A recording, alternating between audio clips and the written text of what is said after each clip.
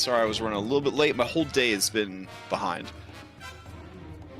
We're in the Cloud Kingdom still, trying to close out the Legend of Lift Ocarina of Bandcamp.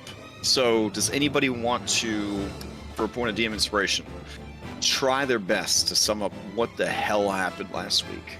Because thanks to Theater of the Mind, a lot happened last week. I revealed a dangerous secret, that if you play with Theater of the Mind, you could finish an entire written campaign in one weekend. That's the danger of Theater of the Mind. Anybody? Going once? Going twice? Point of DM inspiration? Otherwise, I will try my best to sum up what happened. They don't stack, do they? You can have up to 3. We've been doing that for, I want to say almost a year. Yep. Okay. Fair enough. I'm themed when I did DM inspiration stuff many years ago, and I gave up. Are you gonna try it to get the points, or do you not need it? No, I'll try it. Okay. All right. So, as you said, there was a Theater of the Mind dungeon within the not Deku tree. I don't know what we called it. The Danku tree. The Danku tree. Yeah. Oh yeah. It was pretty rad. You know, Lift went through an entire fucking dungeon by himself with Clax. You know, my fairy. Yeah, it's fairy Clax. Yep. It was amazing. It was Theater of the Mind. Bubbles wasn't there, so he doesn't really know. You know, so he can't tell you much. I think there was a spider creature with a giant eyeball. I'm pretty certain that was in there. Okay. Well, after that, we found a way, or when Lift was able to detect where the stones were, the 3 MacGuffin stones that we had to go collect. We went to the closest one and tried to recover it quickly.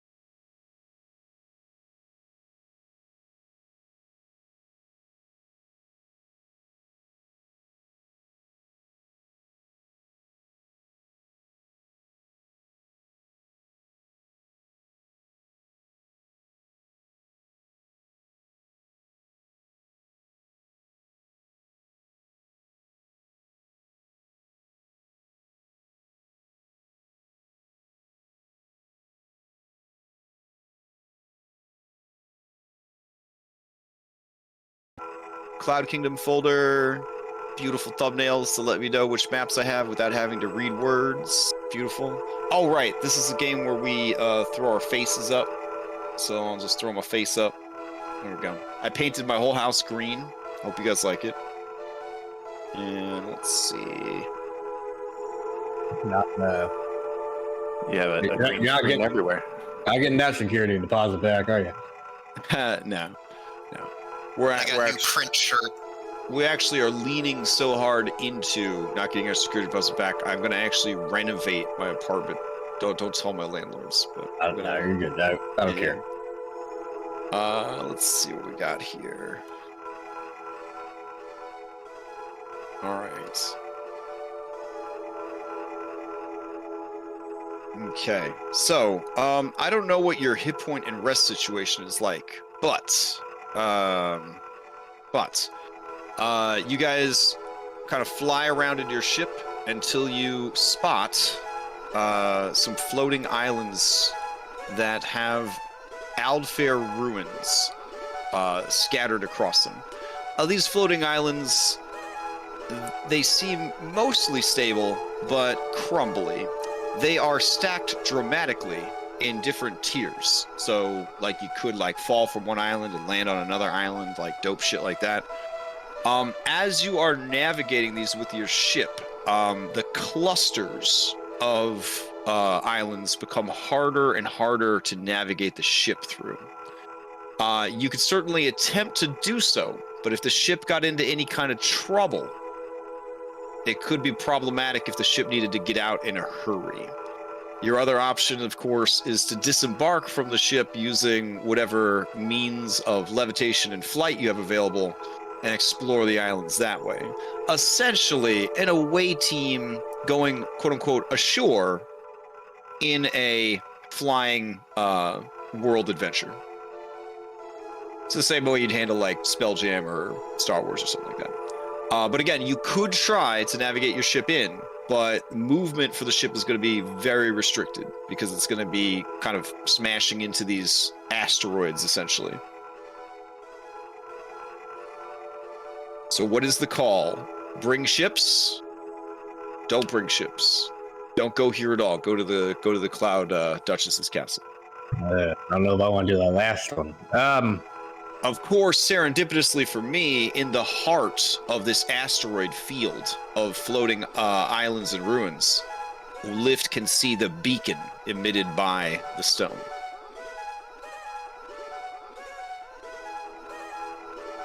You've had some pretty close calls with Oberon, and now that you have a backup ship, his life means absolutely nothing to me.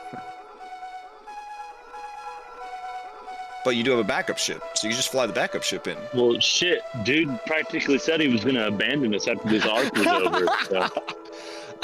Yeah, that's true. That's true. I vote we disembark. What's Sure. everybody else think? Yeah, we can go in, I think. I'd say disembarking sounds like a good idea. We don't want to risk damaging the ship while we're up here. How many you can fly? That's important. I can fly, and I can make one person fly. Okay. Oh, I can fly myself too. I still got that the Falcon cloak, and it's had some time to recharge, so I got a good use out of that. Well, Yeah, that sounds- actually, My cloak to walk on someone who's flying. Lift, why don't you fly? Could you make yourself bigger and then turn into a bird? I think I could. Would you be an enlarged version of the bird? That sounds like I'd be our own ship. I think I could do that. Oh, can't you turn into that big ass bird? The God, I can't even remember the name of it. It's the biggest bird you could be in 5e. Shit. Around that 8. Well, Yeah, a rock's Fantasy. a rock's a monster, but it's technically the biggest bird in D&D. But the actual biggest one a druid can turn into. God, I can't remember the name of it. Hold on. A giant eagle. Nope, there's a bigger one. Bigger. It's like a dinosaur bird. Hold on. Pterodactyl. Nope, it's bigger. A All right. lithidactyl. Did it eat Django? Nope, that was just a reskinned rock. Let's see. Don't remind me of that, please. Hold on, I'm gonna go to my D&D Beyond monsters, and we're gonna suss this out because you had asked me specifically for this monster that you can't remember, Lift, and I was like, yeah, that's awesome, sure. And then we made it in Roll20, but I don't think it migrated over. But you can check your folder, see if it's in there. Let's see. I'm gonna assume it's a pretty high challenge rating. So I'll do like 2 to 6. Let's see if we find it. Okay. Giant boar, giant crayfish, giant lightning eel. Let's see. Giant subterranean lizard, giant walrus. Why can't you turn into a giant walrus, dude? No, it's awesome. Giant white moray eel. Hulking crab, which of course is there. Killer whale, which honestly ain't that great. Plesiosaurus. I believe you can turn into a plesiosaurus because that was one of the first adventures you went on, Lift. So you had a plesiosaurus. Or you fought a plesiosaurus. Let's see. Stegosaurus. Cranium rats. What the hell? What is this bird? It like starts with an A. Cheezosaurus Rex. God damn it, hold on. 5e, big flying bird. That's exactly what I searched, and I don't see it. Hold on. I know it's a real thing. An ankylosaurus? No. I bet it's in the Druid wild shape guide. Hold on. That's what I'm trying to look through. I don't see shit. There's a Reddit for all flying creatures. Oh, there is? Yeah, but Are you it's looking not. at Moon Druid wild shape guide? No, it's on Reddit. Okay. It sucks though because the challenge ratings are all out of order and they're not. I typed in beast because I imagined he could only turn into beast, but Mm-hmm. I mean, is a dragon a beast? All right, let's see. Druid forms. Okay, here we go. Can you All become right. a Pegasus? Druid That'd be cool. forms. They're a celestial though. We might just have to break the rules because I know there is an animal this big. All right. Axe beaks can't fly. Oh, you heard that? I'm just talking to myself. I'm looking through the list. Plesiosaurus, is it? What is this dinosaur bird called? All right. So remember when Valerie Temps she built that owl, that big robot owl? Yeah. Yeah. It was a reskin of that. So this thing's been around for a while. Do you have the robot owl? Because we could just Ooh. grab that and make it whatever the fuck you want it.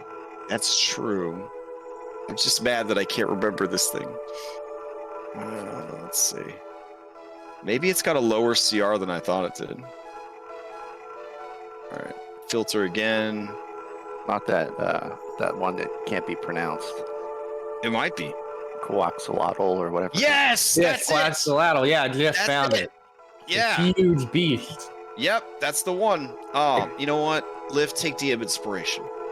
I also just found that. I just Yeah, searched D&D 5e dinosaur bird, I did- and that was I- like yeah. the first result. I did 5e flying dinosaur, and I got Yeah, first you result. actually have one in the folder already. I think it did come in with the roll20 stuff. You might Did not it? have permission for it anymore. Let me check. I didn't even look in that. I thought that was... Yep. There you go. Wow, that thing Okay. sucks for fighting, but for like Yeah, You but know. it's a huge bird, and it's got a It's terrifying. Yeah. Look at that. yeah. All right. Zimbolos. Yep. All right. We're good. So you can turn into that, and that should be able to take a bunch of people. So Okay. all right. I'm so sorry for the delay, guys. It was like I couldn't let it go once I remembered that it we gotta existed. start every game with a scavenger hunt. I like All it. right. Yeah, that's like, pirates. They like treasure hunting and stuff. Anyways. Yeah. So you guys are going to fly in then? You're not going to risk either of the ships in the asteroid field? No, but we need to split the crew so that we have trustworthy people on the secondary ship. Oh yeah, did you guys make a Yeah. decision on that last week or no? I think we talked about it. I don't know if we actually divvied it up. Or we're going to take like half their officers. Their officers are all dead. Yeah, that's true. We started killing them. I don't know. Well, Do you want me to send you back to that map so that you could kind of assess what you had there? Sure. Okay. Let's see. Activate.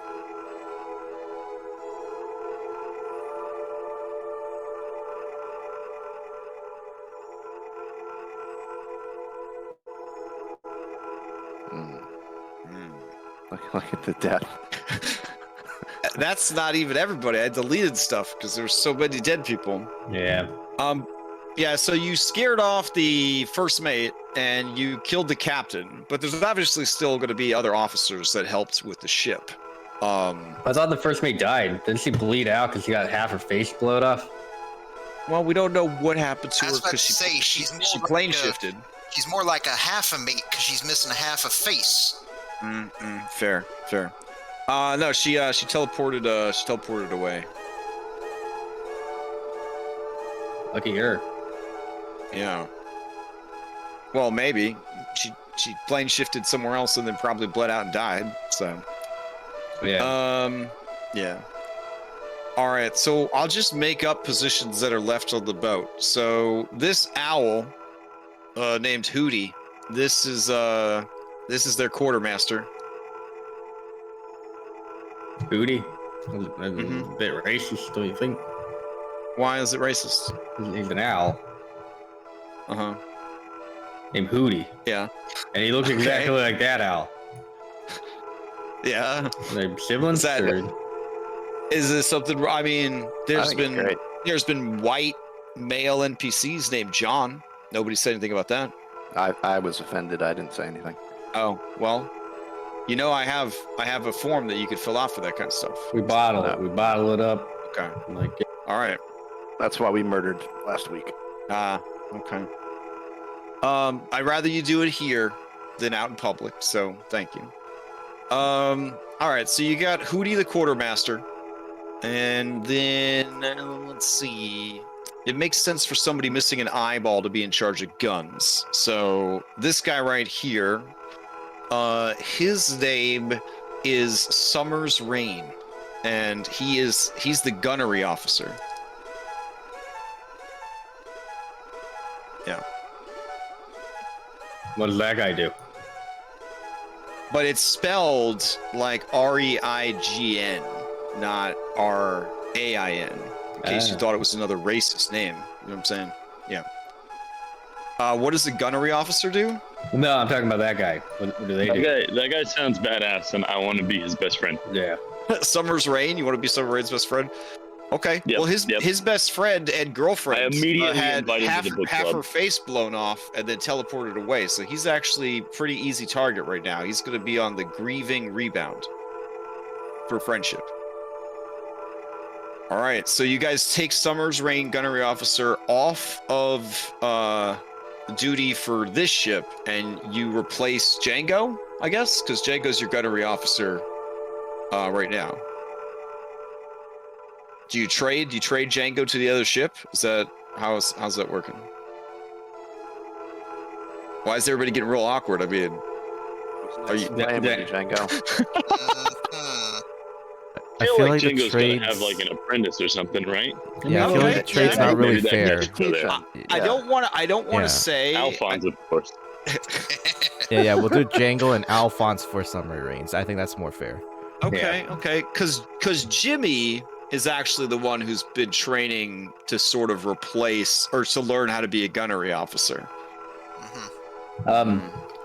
Django, think about it like this. This is a chance for your own adventure. What's it called? It's a bad practice. What's it called when you give your husband a better job than the other employees at your company, even if they're not qualified for it? Nepotism. That's the word you're Nepotism. looking for. That's big time nepotism is happening right there. All right.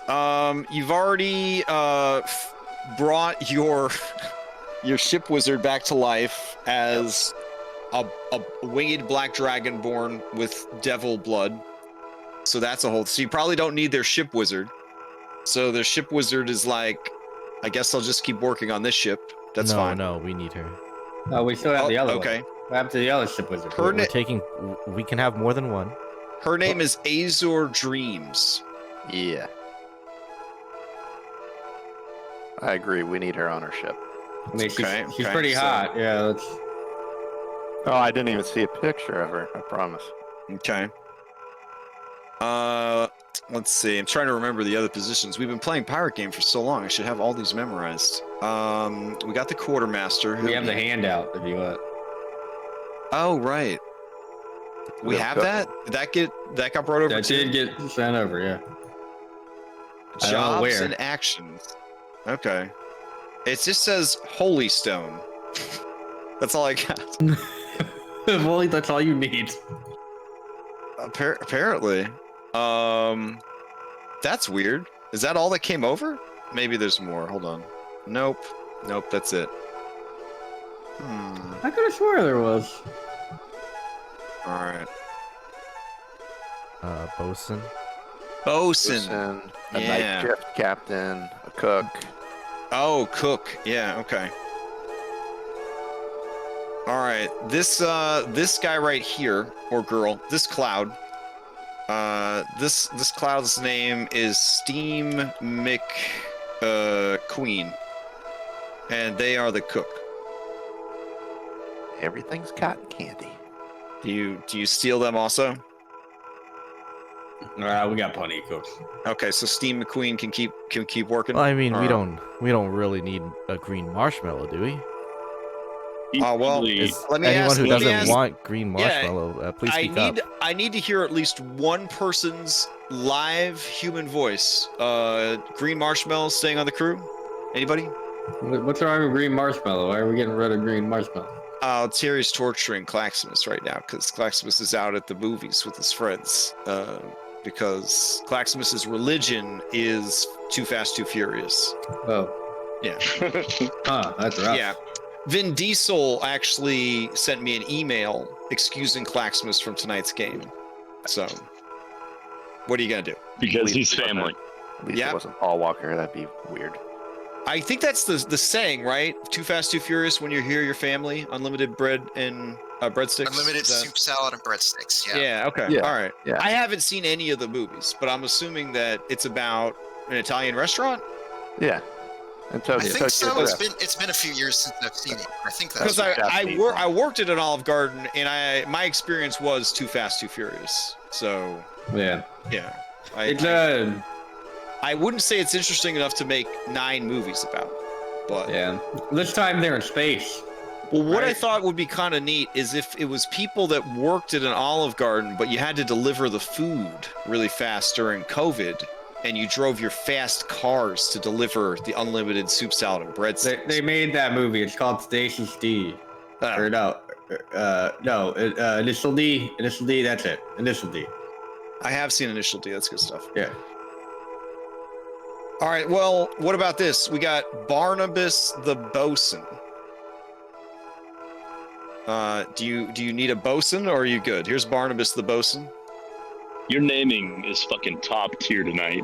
Yeah. And what's a bosun before I look? I'm not even high right now, Kishara. I'm not even high right now. Wait, what's the question? What's a bosun do? A bosun is kind of like the floor manager. Oh, I see. yeah. Deck boss. I got it. Yeah. They're like the assistant manager. So the captain is obviously just the figurehead. They don't really do anything important. Then you've got the first mate, who's actually really the captain. And then under the first mate, you got the bosun. And the bosun basically is the pit boss. You know, they're the ones that actually get down there and they're doing the yeah, dirty work. captain says do this, first mate says do this. Yeah. It's Honolura. They're the Honolura. Honolor's basically I would say Honolor's more the first mate than Claximus. That is also true, yeah. Yeah. I would say that Claximus is probably your bosun. If we were to really assign roles based on what you guys actually do, I would say Claximus is probably the bosun. That's fair. Yeah. Do they have a navigator or a helmsman? Oh, I'm glad you ask. They certainly do. It is a young lady by the name of North Star. Oh, nice. Yep.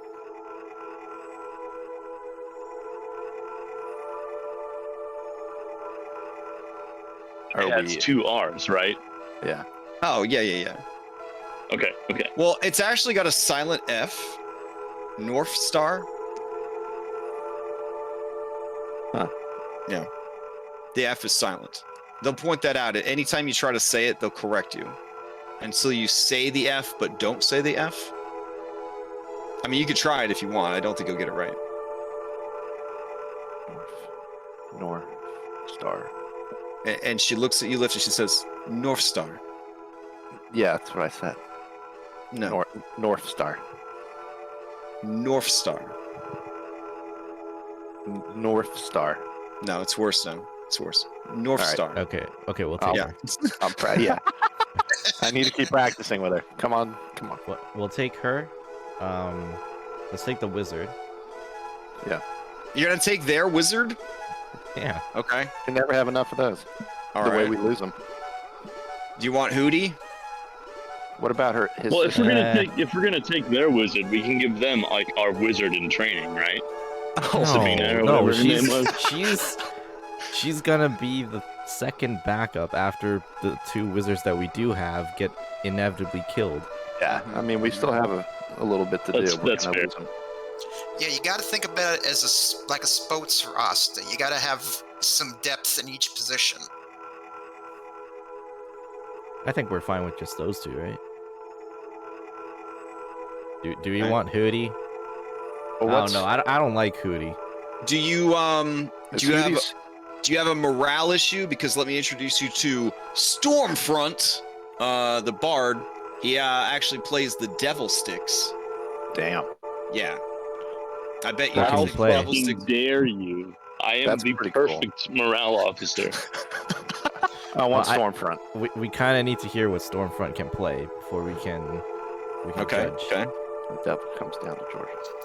I see him and I call out, "Play Freebird!" I don't know if he can play that, but I am about to bust out this here video since we're not streaming and we can get away with this. I'm gonna bust out this video of them in action. You got to imagine that this person is surrounded by a cloud, though. Only Lift sees their real body. Yeah. All right. Let's see. I'll just post it into general. There we go. Oh, also, did you see that screenshot from the new Sea of Thieves expansion? Motherfucking Diodario was in there. Yeah. That's I pretty did sweet. see that. Yeah. I was like, this dude needs a hat. Why hasn't this guy had a hat this whole time? Okay. Yeah, you see that? You see what Stormfront's bringing to the fucking table there? All right, dropped it. That's fine. That's fine. It happens. Mhm. Oh yeah, Oh, that's okay. amazing. Dropped That it is amazing. again, but you know, that's fine. That's fine. Trying their best. I actually have it on the recording. It goes on for a long time. Keeps dropping it. That's part of how you play devil sticks is you drop them. Okay, I It's think fine. that's. Okay, yeah, we don't need a Stormfront. devil stick guy on our boat. Stormfront. I think that's enough. Hey, I think that's enough. No, yeah, we do. Who else is gonna play the devil stick? All right, Stormfront joins the crew. All right. Oh my Yeah, this is God. going to be so All great. right. We finally have an actual bard. They're not Yeah. staying anywhere near my room. Having eaten Okay. the devil fruit, the captain is very partial to anything that has devil in front of it. Devil sticks, devil fruit, devil deal, deviled eggs, the whole deal. I'm all in. Hey, can you just satisfy my curiosity? Is Hootie's sister over here? Is her name Booty? That's what I envision. Yes. Thank you. Okay. Yeah. I don't care what See, you got. You can't see in the miniature, but she's an incredibly pear-shaped owl. I figured. Mm. Is who are we putting over here though? Because I mean, we could send Django. Hey, do you? Why y'all keep wanting to send me away? What did I? Oh, don't send Django. Sandara is too busy being pregnant off screen, and her husband isn't around to defend her. Does anybody want to replace her with Fabrice, the ship's healer? Oh wow, dude. Mm-hmm. Fabrice, huh? Or Fabrice. Fabrice. Damn, that's gonna take the inspiration. Oh man, that's fucking great. That is good. That depends. If this were some sort of board game, what level player could it be? Would it be too in your face to call them Fabrizio? I love it. I like that. All right, yeah, Fabrizio it is. Now, I mean, I had this written months ago. Every name was already written down. Yep. So Fabrizio's ship healer, they are able to heal air-based life forms. I mean, can your healer do that? It's 5th edition, so the answer is yes. Your healer. Is that your healer all can. they can heal? Fabrizio looks at you, Lift, Hero of Legend, and says, "I can also heal your broken heart." Oh wow. Hey Sandar, can you do that? Sandara rolls her eyes, says, I've fixed and broken half the hearts on the ship, Captain. And if you'll be remembering, I was there from the very beginning.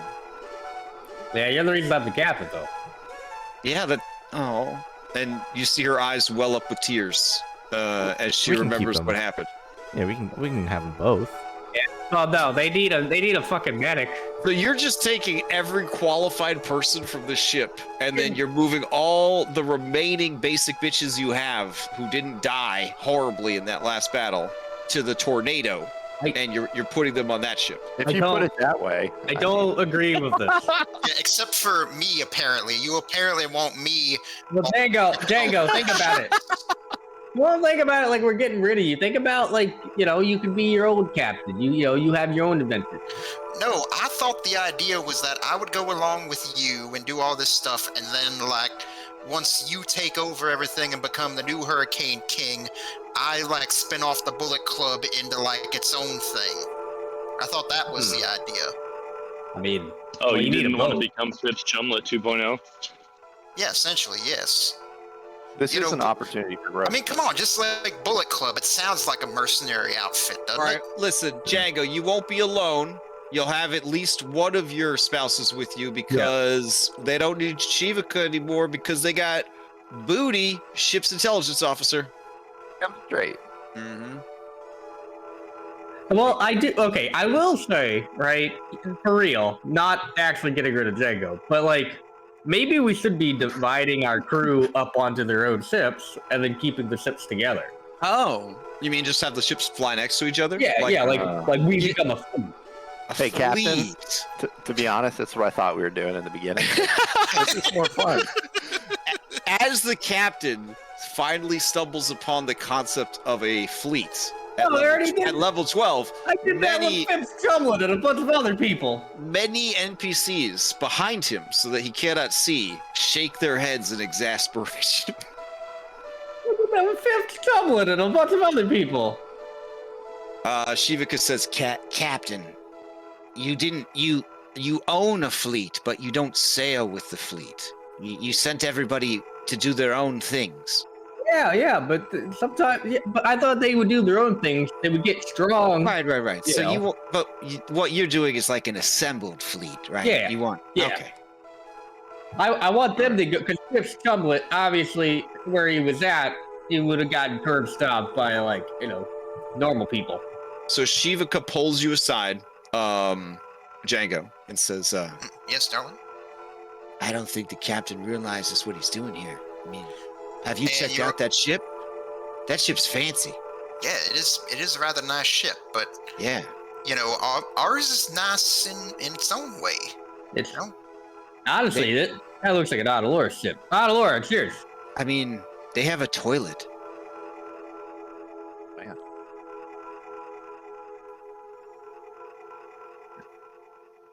So yeah, Booty, welcome aboard to the Thorned Bosom. But Lord, do you want to go over? Do you want to take the boat? No, all my stuff is here. Maybe we can move it. No, Isn't you're not touching my stuff. Isn't your lab in a dimensional pocket? Can't Yeah, bring I it with you? have a mobile lab in a dimensional pocket. And I look over at Shivka, I'm like, Shivka, think of it this way. We go over that ship, we could have like our own room with like an actual bed. We wouldn't have to be. We could be running that place by like the end of tomorrow. Yeah. Yeah. Turn the whole thing to Bullet Club operation. Yeah. And we could forget to bring Alphonse too. And they'll be so busy taking care of Alphonse that they'll We never won't be able to forget. keep We'll up. just say, like, you know, he's being responsible training those new recruits, and you know we can't go moving him around to confuse him and whatnot. You know, he's busy doing other stuff. Well, it sounds like we won't be able to get on Allura. I guess we should try for Kashara. She's the only other main character who's got any kind of brain or self-preservation skills. True. Mm-hmm. Oh, speaking of Kishara, Miss Shivka. You look over and Kachara's already on the other ship because they brought the Devil 6 guy over. It's like, oh yes, excuse me, Miss Shivka, I'll be right shortly. I gotta go speak with. It's Kishara, you got that thing you were making for me? Whisper real quiet. I guess I I should change the do. music because you're not exploring these dope ruins. You're doing some kind of like business stuff. So let me Just, switch it over to business music. And I'll reach my hand behind me. Just hand it back here so that she doesn't see. You're really bad at this. Like, you've never done the whole covert drug deal thing before, have you? No. Oh man, No. yeah, this is definitely the music that they play when they onboard new employees. Hold on. Goodbye monetization. So much.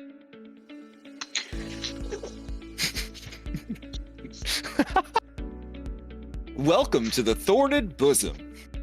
We're happy to have you join the team. Shoot me now. That's the vibe this music gives me. It is. It's terrible. What is this? The Windows On the 11 floor. event? Go through On the left door. Thorned Bosom.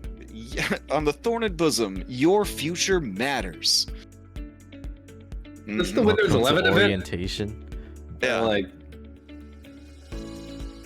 This Remember, music the is. company's bottom line is your bottom line. Yep. This music brought to you by Stormfront the Bard. dropping a bunch of sticks and it's making it. Like, Look, somehow. if you're into clouds, every time he drops the sticks and bends over at the waist to pick them up, it is enticing. Just saying. Alright, so Django's going over, but we need somebody who's like stern to go over there. Well, Jimmy's really good at being stern and leading people.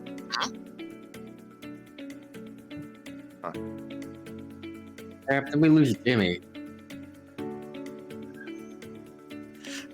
Captain, need I remind you about my connection with Jimmy? And I flash the ring on my finger. Yeah. I mean, come on, everybody's got connections with Jimmy, and so in their imagination or whatever. But like, all right. All right, listening to the troubles that you are dealing with, a very suspicious and silent cloud person approaches you. They are Vaporware, the best thief. Oh wait, that's not there, or is it Vaporware, the best thief? There we go. Wow. Mm-hmm. As you go to speak to them, Captain Bubbles, your breath is already stolen away. They hand it back to you. Thanks. They nod and then hand you back the keys to the Thorned Bosom. No, Man. It's amazing to actually find a rogue. I heard you God needed. damn it I with heard, this shit again. I heard you needed a rogue more than anything else, almost more than a wizard. I can be that rogue for you, Captain. Get on the boat. Okay. Silently, they float over. Nice. So we're taking 1, 2, 3, 4, 5, 6, 7. We've given them what, like 2? Fair enough. Well, we're giving them 3 because we're giving them Jimmy, we're giving them Django, and we're giving them what is it? Oh God. Is this music making it hard to think about anything? Yeah, it really is. Besides man. how much you want to work hard? No, it makes me hate waking up. That's what it makes me. Kashara is actually going over to the other ship as well. Yeah, I was gonna say Katara, but Shivaka too. Well, here's a big question: who's going to be the captain of this airship? There was always a day me and Pigo would have to split. Well, we have to divide up in the divisions. So Django, congratulations. You're a division commander now. Thank you, Captain Bubbles Jr. That's You got to put somebody in charge of the Bullet Club in this post, though. All right.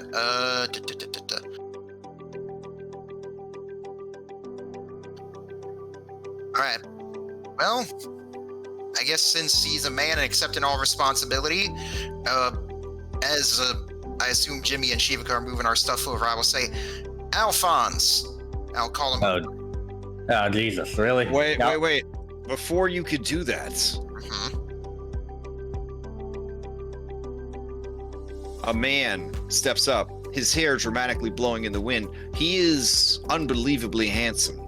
He looks like the kind of guy who would get wrapped up in adventure wherever he goes, starting small, but eventually killing gods to save a world he tries to pretend not to care about too much. There's a childish exuberance inside of him, but there's also a bit of emo. It is Squaltitus Vane, Knight Captain. That's awesome. He says, hey, I know this ship better than anyone. Make me the captain. I'll make you proud, Bubbles Jr. Admiral Bubbles Jr. I feel like keeping one of their own in charge is probably a smart idea. We're there if anything goes wrong, but maybe it would do a lot to win their loyalty. I'll stroll over towards Squaltidius and say, you know, for someone who just got routed rather handily, you're being quite mouthy. Well, Protected by MC energy, Squaltitus Vane looks at you and says, it's nice of you to think that, but I'm telling you right now, I love this ship more than anything, and I'm never gonna see it in the hands of someone who can't handle it right. Well, if you want this ship and you want to be the captain, you gotta beat me in a yellow chicken race. you know what now? That's where we race each other on big yellow chickens. Yeah. Oh, that's what you want to do, because you see, I had something else in mind. You know, because I'm thinking... Sounds to me like Django's a big yellow chicken himself. Yeah. At least he hasn't double chicken dared you. Because you see, where I come from, we settle disputes like this like gentlemen. I'll start taking one of my sharpshooter gloves off my hand, and I'll slap him across the face with it. Oh my gosh. Okay, are you gonna square off against this dude in a one-on-one fight? Jerry. I say sharpshooter duel. 10 paces, turn, and fire. Whoever's standing gets the captainship. Powered by the MC energy that they cannot lose, they accept your challenge. Hey, look, man, I don't know how many hit points you have with a board game, but that dude definitely has more than yours. Just throwing that without, okay. Yeah, they're best friends since childhood who didn't want to be an adventurer or a sky pirate, but got dragged along anyways. Tries to stop them from this foolish course of action. Their name is A Light Hits the Gloom on the Gray. They like roses in bloom. Can you just shoot that one? That one's name is way too fucking long. I agree with you. That's terrible. We need to get rid of him. All right, they say through the rose that they continue to chew on in their mouth, let me be your champion, Squaltitus Vane. it. All right. Squaltida's Vein wants to say no, but because of their big MC energy, they live in a very linear world where they can't actually make any important decisions for themselves. So even though they don't want this to happen, they're forced to stand by and watch this CG cutscene play out. Jago, describe how you execute this person, because as far as gunslinging goes, you're a level 12 rogue with aim and sneak attack. It's over. How do you kill this person? It's the whole shebang. We take 10 steps, and as soon as I turn around, before they even get a chance to turn themselves, I've already turned and just boom. And it's not even through the head, just right through the heart. And then you just see the little bit of blood just shrink down, and then they just flump to the ground. They die. It takes 5 minutes for them to die. A sad Japanese pop song plays in the background. Slowly, Squaltida's Vein runs up and holds their dying body in their arms as they stare up into the camera, tears streaming down their face. I don't want to let them die. I mean, that's how gun duels work. Yeah, but we live in a world of fucking magic. Okay. So do you immediately heal them? I was going to give them a potion. Okay. So Captain Bubbles walks over. Before he can. Clockwork healer, baby. All right, Clockwork will be flies there. I throw a good berry with my amazing accuracy right at its mouth. Don't you have like a 6 dexterity? It doesn't matter. This is more fun. Counterskill the good berries. All right, we're just gonna do a roll off here. Captain Bubbles, give me a sleight of hand. Also sleight of hand from Lift, and Kishara, give me a. Well, you're a rogue, right? So you're just gonna pass any skill check I ask you to make. Yeah. So a sleight of hand from me is like a minimum of a 28 or something. So okay. So here's how it plays out. Bubbles, you approach, and very deftly you twist the cork off the Snapple bottle of potion, and you prepare to jam it into the bullet wound and let it just empty out into their chest, because that's first aid in the fifth age of magic. But before you can, you are hit in the eye with a good berry. It's right in the eye. The eye was all the way open. It feels really bad. And then a bee flies into the wound instead, and stings their hollowed out heart. And then 5th age of magic, baby. They are alive. You don't have to roll. I'm gonna assume it's just a 1 like normal. Okay. That's fair. Squaltida's Vein sobs, and suddenly a light hits the gloom on the gray, like roses in bloom. Lets out a spatter of blood as they cough back awake. Looking around, Squaltida's Vein wants to know who did this. Which part? I'm going to try to trick them into believing they have a different fucking name. Okay. Fucking Susan. Your name is Susan, and you fell. All right. Hold on. Let me roll an insight. Let me roll an insight check here. Let's see.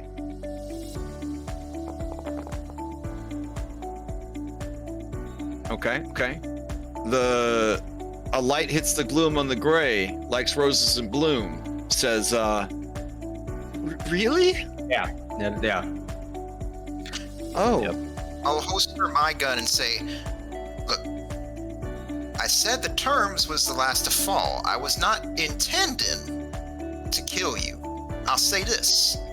You got potential as a gunslinger.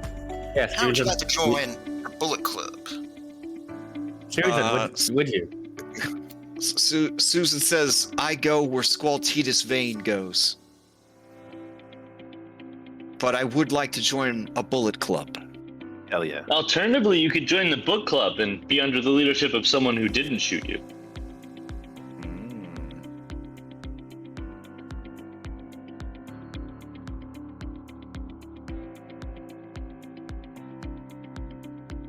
I'd also like you to consider that he said he didn't mean to kill you, but he shot you in the heart.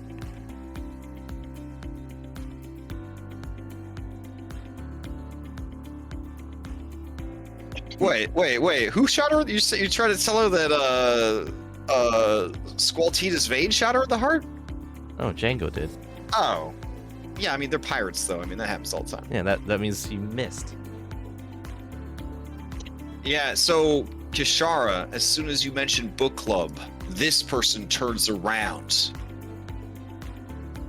It's Hedwig Rawlings, book club president.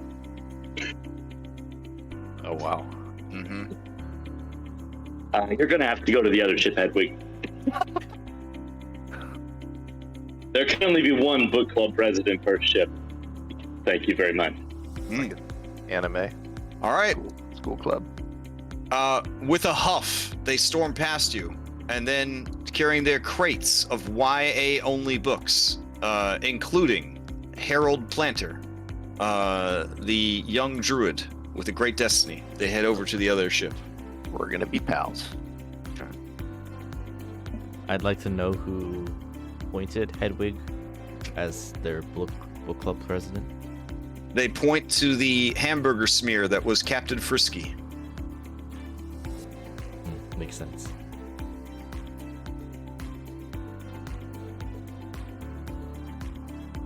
You know, with Lift's great foresight, while all of this is going on, can I order some of the marshmallows to go down and uproot a tree, maybe, to put on the ship so we could have some transport back and forth? Yeah, that's the first course of action, is they will install a tree on the ship. Yeah, this looks like a planter box back here. Ayana Lord, do you have any like robot birds you could send out to like tell all the other ships in the fleet to install, trees to their boat? What? No. When have you ever seen me make a robot If this bird? was a normal Wizards of the Coast 5th edition adventure, you guys would already have found 4 silver ravens. So that is a fair question to ask. I don't find anything, Captain. Well, I thought you'd make them. Well, add it to the list. What do you think I spend most of my time making? Robot birds. That's back home. That's I wish I could. I really wish I could. Make a giant robot bird. Except we should I'm do stuck Sophia. I'm stuck upgrading Django's stupid guns. You upgrade my I give him his Excuse guns. me? And I it give him all his could have been +2 avoided if you guns. got that slingshot. Did you upgrade my Sunblade, by the way? Because you took it from me. You said you'd upgrade it. I gave you my my NES light gun. I thought you were gonna put the D batteries in it or something like that. Captain, it's been less than a day. But yeah. All right. Well, just give it back when it's done. All right. Just be gentle. She's soft. We're doing good work here, guys. Yeah. Oh yeah, there is one thing I would do before finishing moving all my stuff over to my room on the other ship. It's that Bluebell. Before I go, I want to ask you something. You still have that that map of the shackles, right, where it's got everything labeled and everything? Yeah.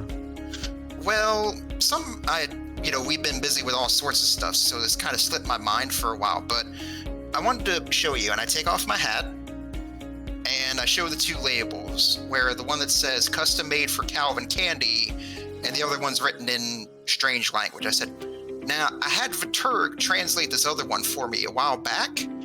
He said it translated something called Kingswell. Does that ring any bells for you?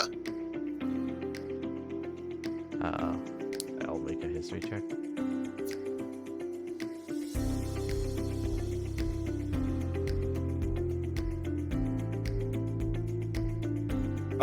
Kingswell is a town in the Shackles.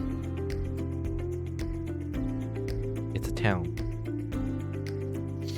Alright, well, I would like to see if I can go by there at some point. As much as I've been liking the sentimental value of this hat, and I put it back on my head, wouldn't mind getting something new, new beginnings and all that. Okay, I'll mark it down on the map for you. All right, thank you, Bluebell, and I can't wait till you're done the work on my amazing pistols. I just gave them back to you. Oh, cool. Look, I just don't like to assume. I don't want to rush your work. I know it takes a lot of time. They're in your hands, Django. Remember when the captain was asking me about the ravens, and then I just shoved them into your hands? Oh yeah, right. Sorry, we got a lot of stuff moving back and forth. It's hard to keep track, but thank you. Yeah, I have to get to work on this stupid sun sword. Oh yeah, that thing is stupid. But Seeing that you're reallocating staff, this person, very short for a cloud for an air genasi, approaches Captain Bubbles and says, "I heard you travel a lot. My name's Billow Wagons. I'm the transportation officer." That's a thing.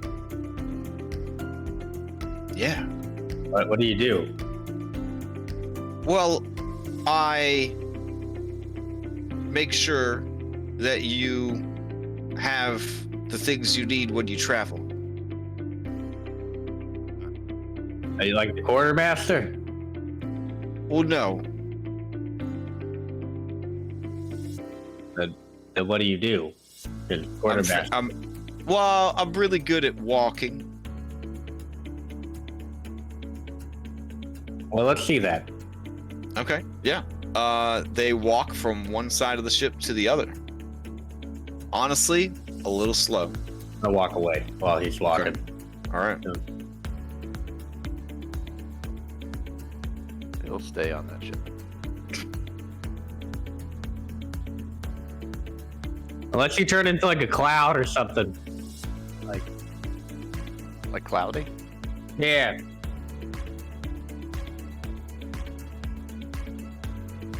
They don't. Nice. They just walk really slow. You were informed by actual officers that Billow Wagons is a swabby and has no actual skills. I can see that. I Yeah, take it's him obvious. under my wing to teach him how to be a con man, because that was a fairly good first try. I thought you were gonna say you're gonna teach him how to walk on walls and ceilings. Okay. Where's That their too. I give him the slippers of spider climbing that I had. Wow. Like, You don't use I'm your gonna introduce spider you climbing to- anymore? Wow. no, because I have the cloak now. Oh. Okay. It lets me do that and then also shoot webs. I'm fucking Alright. Spider-Man. So let me just verify here. Okay. Where are you sending Claxmus? It's staying with us. All right, Claxmus staying on the Thorned Bosom. Where's Straight Billow? to fucking hell. Where's Billow Wagons transportation officer going? Staying on the other. He's with me on the newly acquired ship. Yeah. Newly acquired ship. Okay. Where is Hedwig Rawlings, book club president? He's also on the other. Yeah, Thorn and Bosom. Yeah, 'cause Thorned you're- Bosom. Okay, new book club. New book club. No more manga. YA books. Got it. What about Vaporware, the best thief? on our ship. Or our ship. Yeah, We lost Steve for Steve. There is a loud cheer at finally having a rogue. A lot of yes, a lot of people begin to weep openly and rejoice with relief that it's finally happened. The All rogue right. search did take longer than the wizard search. Yeah, Truth. Fabrizio, ship sealer. Probably Ours, Thorned. I mean, I feel like they should stay on their ship so that we have somebody that can heal other than my little clockwork bees. But You just did all that work with that bee. What do you mean? Yeah, I think he should stay on the new ship, the Hurricane Okay. or whatever. Oh yeah, are you renaming the ship or no? What's the name currently? oh yeah, we were gonna name it the Windbreaker. Oh yeah. yeah. Oh right, because it was the Wind Cutter, and then everybody made a fart joke, and then you renamed it to the Windbreaker. Got it. Okay. All right. Your Which- boat's named the Windbreaker. So Stormfront the Bard, where's he going? I mean, technically, I am actually a bard. Whether you want to believe it or not, it's true. I'm an impartial arbiter of the rules. I mean, you just tell me, okay? You guys are whatever your imaginations tell you that you are, and I guess your character sheets, because this is a class-based system. All right, going once for Thorned Bosom. Otherwise, he's staying on his on the wind cutter. I think they need morale over at the window. Okay. Azor Dreams, ship wizard. Thorny bosom. No, we have another ship window. Keep them on the fucking wind cutter. You have a wizard and a wizard apprentice on the Thorned Bosom already.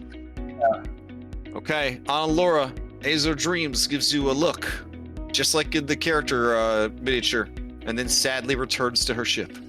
Get back over there. Yeah, go. Summer Rain, gunnery officer. They're coming to Thorned Bosom because you said to Django over there. Okay. Yeah. North Star, the navigator. They need a navigator. Okay. Hootie the quartermaster. They need a quartermaster. They need a quarterback. Okay.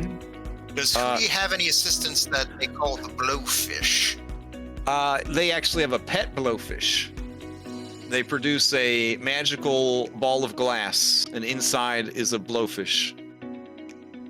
Sweet. Yeah.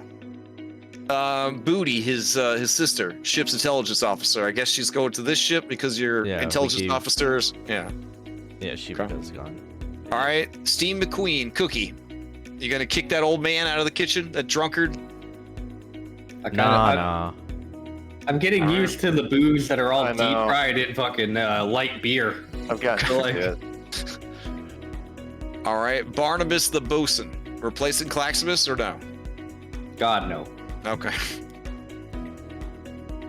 All right, Susan. I think you stay on that other boat. I don't want to. All right, stay on the other boat. All right, Squaltitus Vane, MC, Knight Captain. Do we have a night captain, or was that Django? I don't remember. I think it Django was Django. your Knight Captain, yeah. All right, well, we're stealing him. Okay. All right, then I need to know, Kishara, who is the, I guess Kishara and Django, who is going to be the captain of your ship?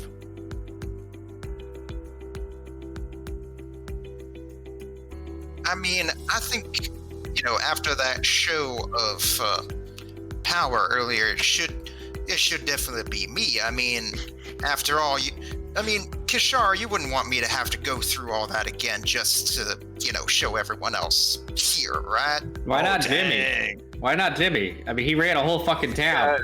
It can't be Jimmy. I think he's the most qualified. No, you see, in When's this the last case, time you no. You're making these assumptions here, all right? You shouldn't make assumptions, all right? In this case, I'll be on top and Jimmy will be under me. Well, we do operate on a voting system, Django. It's true. I believe we should ask the crew. Okay, I'm gonna post it up. All right. We have the technology. Might as well use it. Yeah, but we're asking the whole crew, though. If we can't agree, I can always make the ultimate sacrifice and send Pigo there to be the captain. Oof, that's true. Ooh, Well, just make that the see third how option. the vote goes. Yeah, let's see how the vote goes. I always spell Kishara's name wrong. There's like a silent H, right? Can we do this like a good democracy and not just pick one thing? Can we pick like a tiered system? All right, I'll add Pigo because that's a strong recommendation there. All right, let's put it up.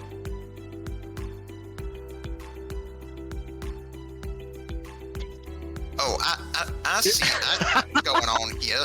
You're doing that thing where like you're trying to flavor the results by doing the options like this. I see what's going on. What? You'd probably get more votes like this, honestly. Jimmy's husband.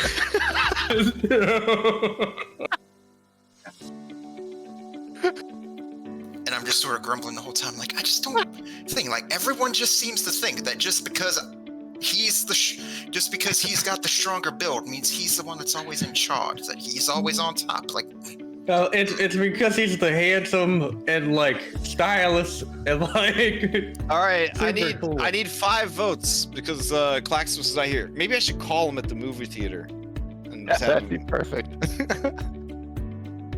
I DM'd you my vote on Discord since I'm not there. Oh, okay. Oof. All right. Looks like we got a 2-way tie between Jimmy and Pigo. Yeah. All right.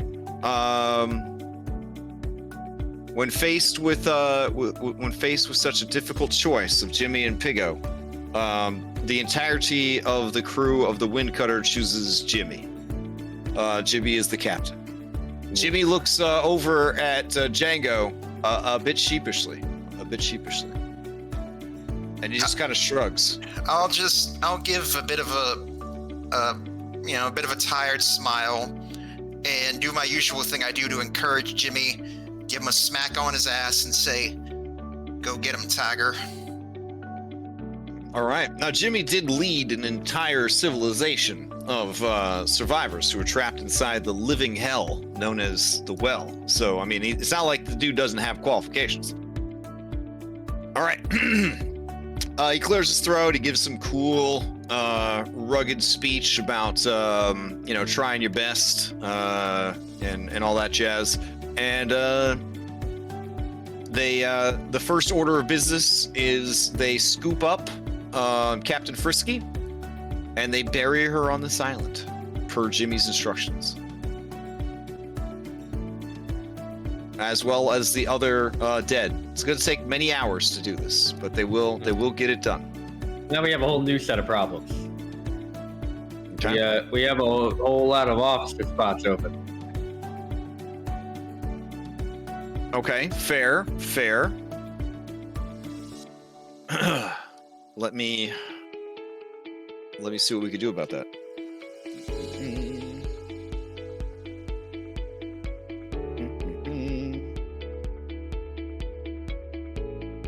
All right, what positions are you trying to fill there, Captain? Because I've got your crew roster right here, and I know people that have been gunning for a chance to move up in the ranks. As this music in the background shows you, that is the thumping heartbeat of their determination to climb the corporate ladder at Thorned Bosom Incorporated. Oh man. Do we get access to corporate like company abilities and shit? Oh, I man. want the one where they pay us like 500 gold pieces for living. You know what we need? You know what needs to happen? When they finally release that one space version of D&D that I backed, and I can't even remember the name of it right now because it's been so long since I backed it. Dark Matter. When Dark Matter drops, you got to do a Dark Matter Acquisitions Incorporated mashup where it's Acquisitions Incorporated in space. Oh, that'd be good. Man. Bring back the whole. It picks up after Peanut left. Oh man. Oh, that'd be good. Space Peanut? Oh yeah. man. Okay. Anyways, let's see. Who's still on the Thorned Bosom? All right, let's see. Carolina Silverteeth Lex is a young girl. She's now the ripe age of 12. Considers herself a businesswoman. She is ready to step out of her adopted mother Analora's shadow and take a bigger role on the ship. What jobs are available, Captain? So so Django, you're a leader of the Bullet Club, but what was your officer do? Like we kind of made up a lot of these fucking ones. So Yeah, well, they called Jimmy the Bullet Bosun. Ooh, I like that. The alliteration's really nice there. Now, Carolina is only 12, but she has murdered over 101 people. that's a lot. Hmm? That might be more than Jimmy. Like a young Arya Stark, she is willing to recite the names of every person she's murdered, if you would like them as references. I'm good. Okay, yeah, sure. Now, hold on, because another quarter is put in the machine, and you hear the clank, clank, clank of armor. and an actual arm is placed down on your desk, Captain Bubbles. Alphonse says, I don't think there's anyone more qualified to be the bullet bosun than me, Captain. I look at Carolina. Carolina's dead serial killer eyes look back at you. What about her? I mean, she killed a lot of people. Hey, Captain, while we're at it, shouldn't we send Alphonse to be with his family on the other ship? Yeah, he's a man now, Lift. Yeah, I'm a grown-up man now. But shouldn't we send him Mr. over Lift? there to be kind, Captain? Mr. Lift. Even though I'm probably gonna cry a couple times a day thinking about Mr. Django, I'm gonna be okay because I'm a man now. I laid with a woman and I have a birth certificate. That's also true. Okay. And now that I'm a man, I'm ready to be the bullet bosun. How about this? Whoever can shoot off Django's hat from the other ship. Oh, okay. Yeah, I can do this real quick. Hold on. Wait, is he wearing the hat?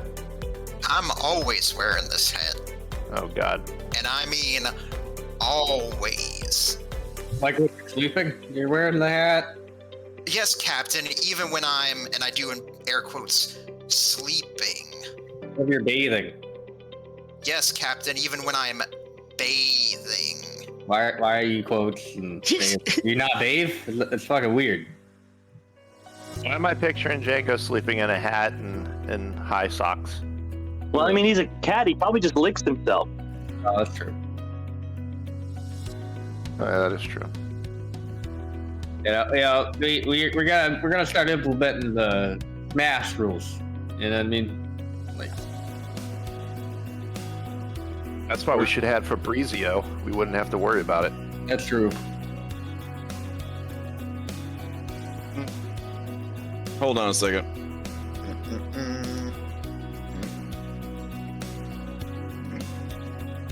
Aw, man. Hold on. We haven't used Carolina in a long time. Let's see. Prototype. What's wrong with your vision there, kid? Dim light radius, sight, dim vision. Oh, okay.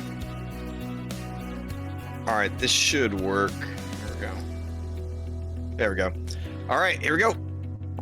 Caroline takes a shot at Django's head. Nice. Okay. And Alphonse is going to take a shot as well. To keep it fair, Caroline hands him the musket that she used. Alphonse, take the shot. Take the shot, buddy. You can do it eventually. Alphonse, take the shot.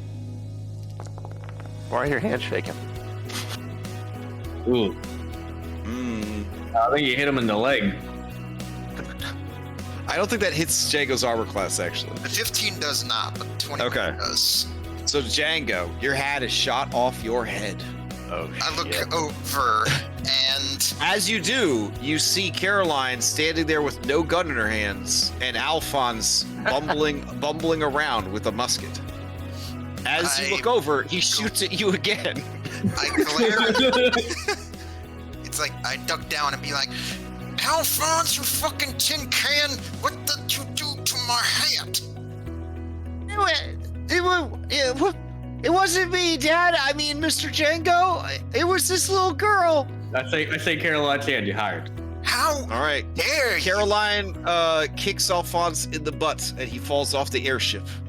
He lands on the island below and scatters into many pieces like 3CPO.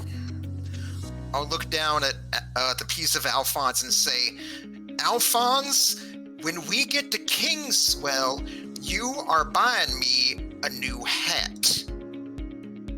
Okay, Mr. Django. And his body parts flop around, trying to put themselves back together. All right, I will notate that Carolina Silverteeth Lex is now the bullet bosun. Okay. Do we have any other children that want to take over any officer positions, or? Pigo approaches you. Oh, Jesus. What does he? Pigo? Pigo. All right, Liv, I'm gonna look at Dario for a minute, and I'm just gonna yell, Liv, get the fuck out of here! I'm here. What is he saying? Pigo says that as a creature of the Shadowfell, no one is more qualified to be the Knight Captain. Yep. That's exactly what he said. No, I'm not fucking putting you in the night cap spot. Well, his first request was to be captain, but I said that was pushing too far. Okay, see that? No, I support Pigo for Knight Captain. they don't even speak common. And Pigo turns around and takes a shit on the deck. Oh, prestidigitation. Done. Now, Wait, I can use it as that's fine. fertilizer. That's fine. But the deed has already been done. The crew lets out. And Oberon says, "Did someone just shit on my back?" Yeah, it was Pigo. It was Pigo. You hear a low rumbling from inside the boat. I was gonna rub it into your vine hair as like a conditioner. Oh, yeah, that would have actually been nice. I know. It was taken away though. I'm sorry. All right. Pigo pokes a pudgy finger nodule into your shin, Captain Bubbles, and says, "Pigo," Oh shit. and storms off. I'm not translating that. Nah, so calm down eventually. All right, who's next? All right.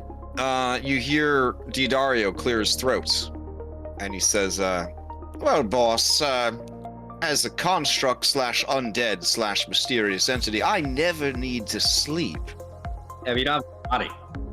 Well, yeah, but you could just make someone carry me around, and then I could be the Knight Captain. Yeah, that's gonna work as well until somebody throws you off the fucking boat. Why would anyone do that? Alphonse doesn't sleep either. Yeah. Guess who can carry him all the time? Actually, I'm actually, boss, one of those magic items that has to charge up at night. I guess I can't do this job. Oh well. Okay. I was gonna say we could put you in Alpha But now helmet. if Anna Laura thinking. and her bunny girlfriend need like a paperweight or something, I could probably do that at night. What if we on what the if- desk right next to the bed they share. what if we put your head in the robot suit? Ooh. Is there any way to exorcise his spirit from the armor first? I don't know, what, like a priest or something? I just steal their ability. Could we just permanently silence him?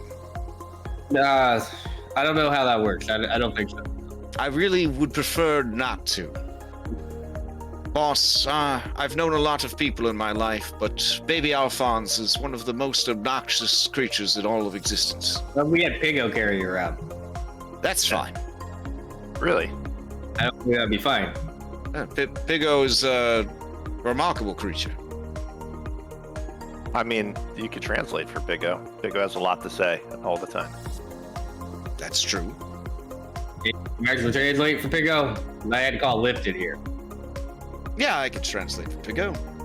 I was there in the Dusty Desert Keep, remember? But Kalima Castle? That was me. I was helping. If Pigo now has a translator, Pigo could be Knight Captain. yeah, but then Let's not be too hasty. Perhaps they could be trainee. I mean, I was the great captain at one point, so it's only natural for me to resume my role. So you could share the Knight Captain position with Pigo. What if yeah, because you kind of need each other. Yeah.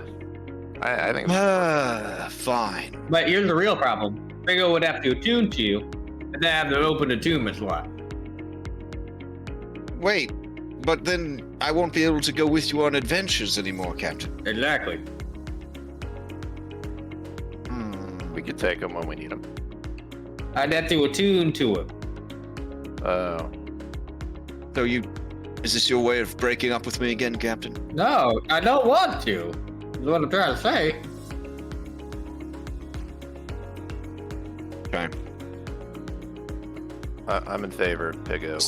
Spring mumbling Danish approaches you and says, Captain, I can see in the dark, and I've been on the crew since, the incident with Zalnos. So I feel like I'm pretty experienced, pirate. And Yeah, I but- think that I could really order people around and really get everybody into shape, you know? Let's see you ordering people around. Let's hear it. Okay. It's actually a good idea. Who should I order around? Order lift around. Yeah, order Okay. me around. all right. She walks up to you, Lift, and she grabs you by like the face, like your nostril and your cheek and part of your lip, and she twists it super hard. And she says, You better do what I fucking say, or I'll rip your fucking face off, Lift. Bello is rice. Yes, ma'am. Kinda See? wish I was older. Well, what do you think, Captain? I'm gonna peek outside my. Hold on one second. I'm gonna peek outside my office. Mhm. I'm gonna find a basic bits NPC. okay. Like, hey, you, come here.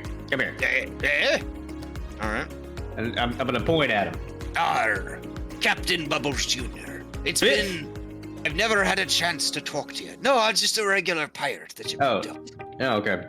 I'm gonna point at him. Aye. I'm gonna point. Look at Spring Mumbling Danish. Keep pointing at him. Okay.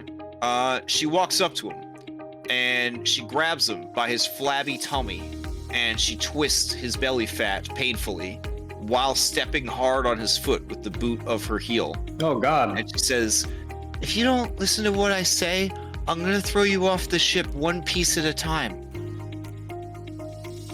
At this moment, Liff realizes he's never really looked at Spring mumbling Danish before. okay. The man starts to weep openly. Oh my God. Captain, All right. Well. All right. You got the job. hands Like- down. Yeah. Thanks, Captain. And for the guy who got beat the fuck up, hey, you're Knight Vice Captain. Congratulations. He looks terrified over at Spring Mumbling Danish, but nods meekly.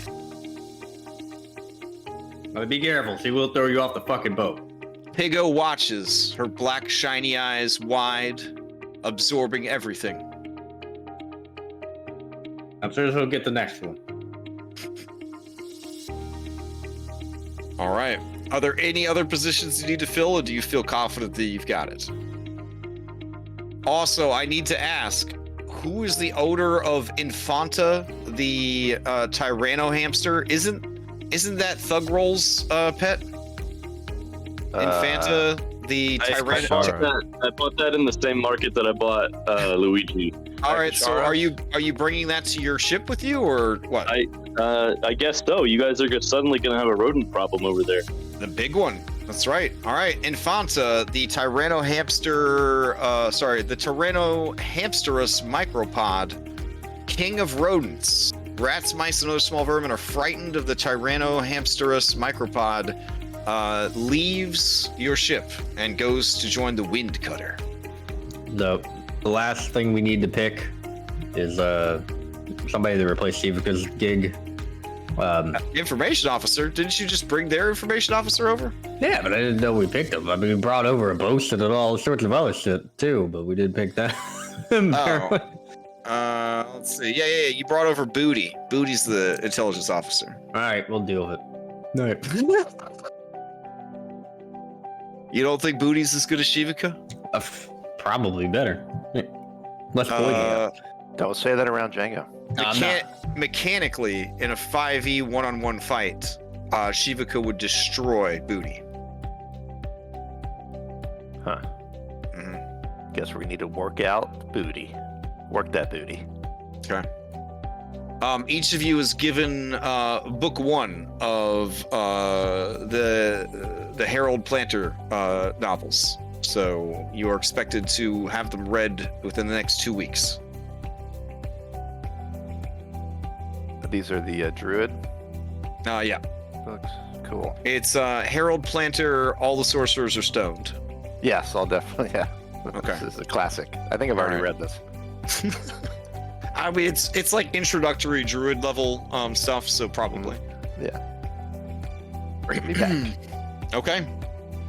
By the way, you guys took Squaltidus Vane, Knight Captain, from the other ship to be your Knight Captain, or did you send him back to the other ship to keep being the Knight Captain over there?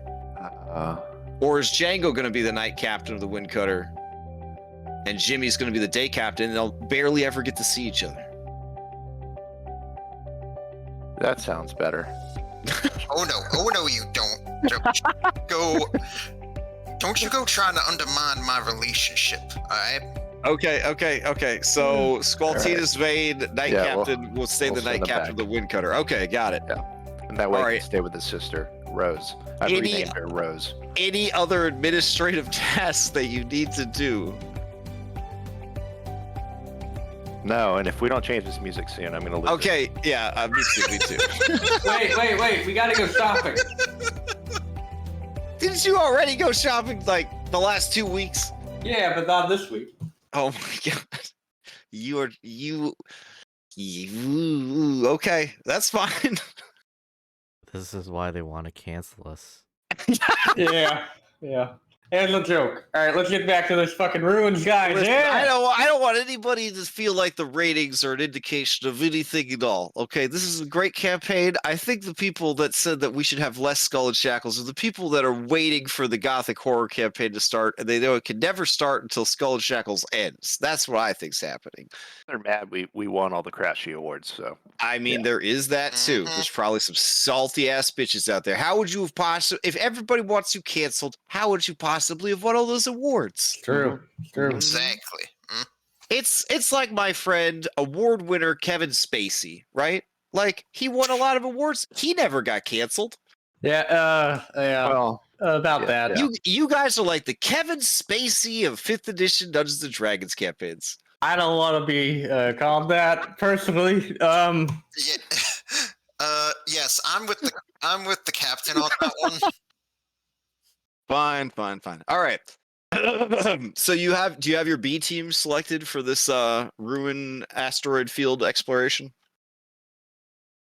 Can we just keep the same one? That's fine with me. The only one we had to pick a different person was the person who got thrown off the fucking building, right? But we picked another one when we got here, so we should be able to just roll with what we got.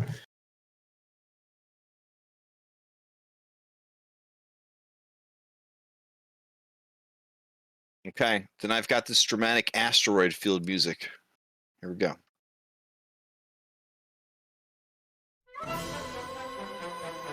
All right. How are we flying? We got lift the jet plane.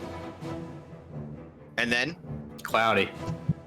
Okay, you're in your cloud car. All right. And then? I got winged boots. Okay, wing boots. Check. All right. Said I'll go ahead and use my falcon cloak. Okay, turn it into an eagle. Dope. Okay. Okay. I'm a jet plane for who? Dope. Okay. Claximus and I mean, Claximus is so heavy that it would have to just be it would have to be those two. that makes sense. Okay. I don't ride you. I just stand upside down on your belly. Did you just turn into a terrible eagle? That tickles. No, Django turned into a terrible eagle. Yeah, that's what I asked. Okay. It's like, I resent that remark, sir. I'm just reading. Let's see. All right. Kishara. All right. And Laura is using her flying boots. Okay. I'm gonna grab everybody so I can take them on over to the new seat. One, Yeah, no. 2, 3. Can you see out of this quasicodal or no? I guess you wouldn't know until we get to the other scene. I'm not sure. All right, let me check. I gotta have all these hit points. It doesn't have a lot of hit points. That is one of the problems of this form. Let's see. Vision. Yeah, you have vision on this thing. All right. That could go really bad, really fast. Oh, we're fine, guys. Okay. All right. So, as you guys are navigating this asteroid field of islands. Okay. I'm going to need each of you. Well, you don't each have to contribute, but we're going to make it a skill challenge. There is no maximum amount of failure, but each time you fail, one of you will take 30 points of damage. Oh, fuck. So it's not too bad. It's not too bad. All right. Asteroids floating around. Islands occasionally crashing into each other. What is your flex here? What skill is going to get you through this? I only need 3 successes. You could fail as many times as you like. A natural 1 would result in 2 failures. A natural 20 is 2 successes. Bullshit me. How are you getting through this magical floating island asteroid field? Hang on. Can we move Cloudy so I can get to my character sheet? Remember, if you mouse over and hit Z, you will shift tokens that you control. You'll I don't control Cloudy. Oh, well, where's your actual miniature? Under Cloudy. Are you sure? I think so. Okay. Nope. Oh no, we were there. Okay. Sorry.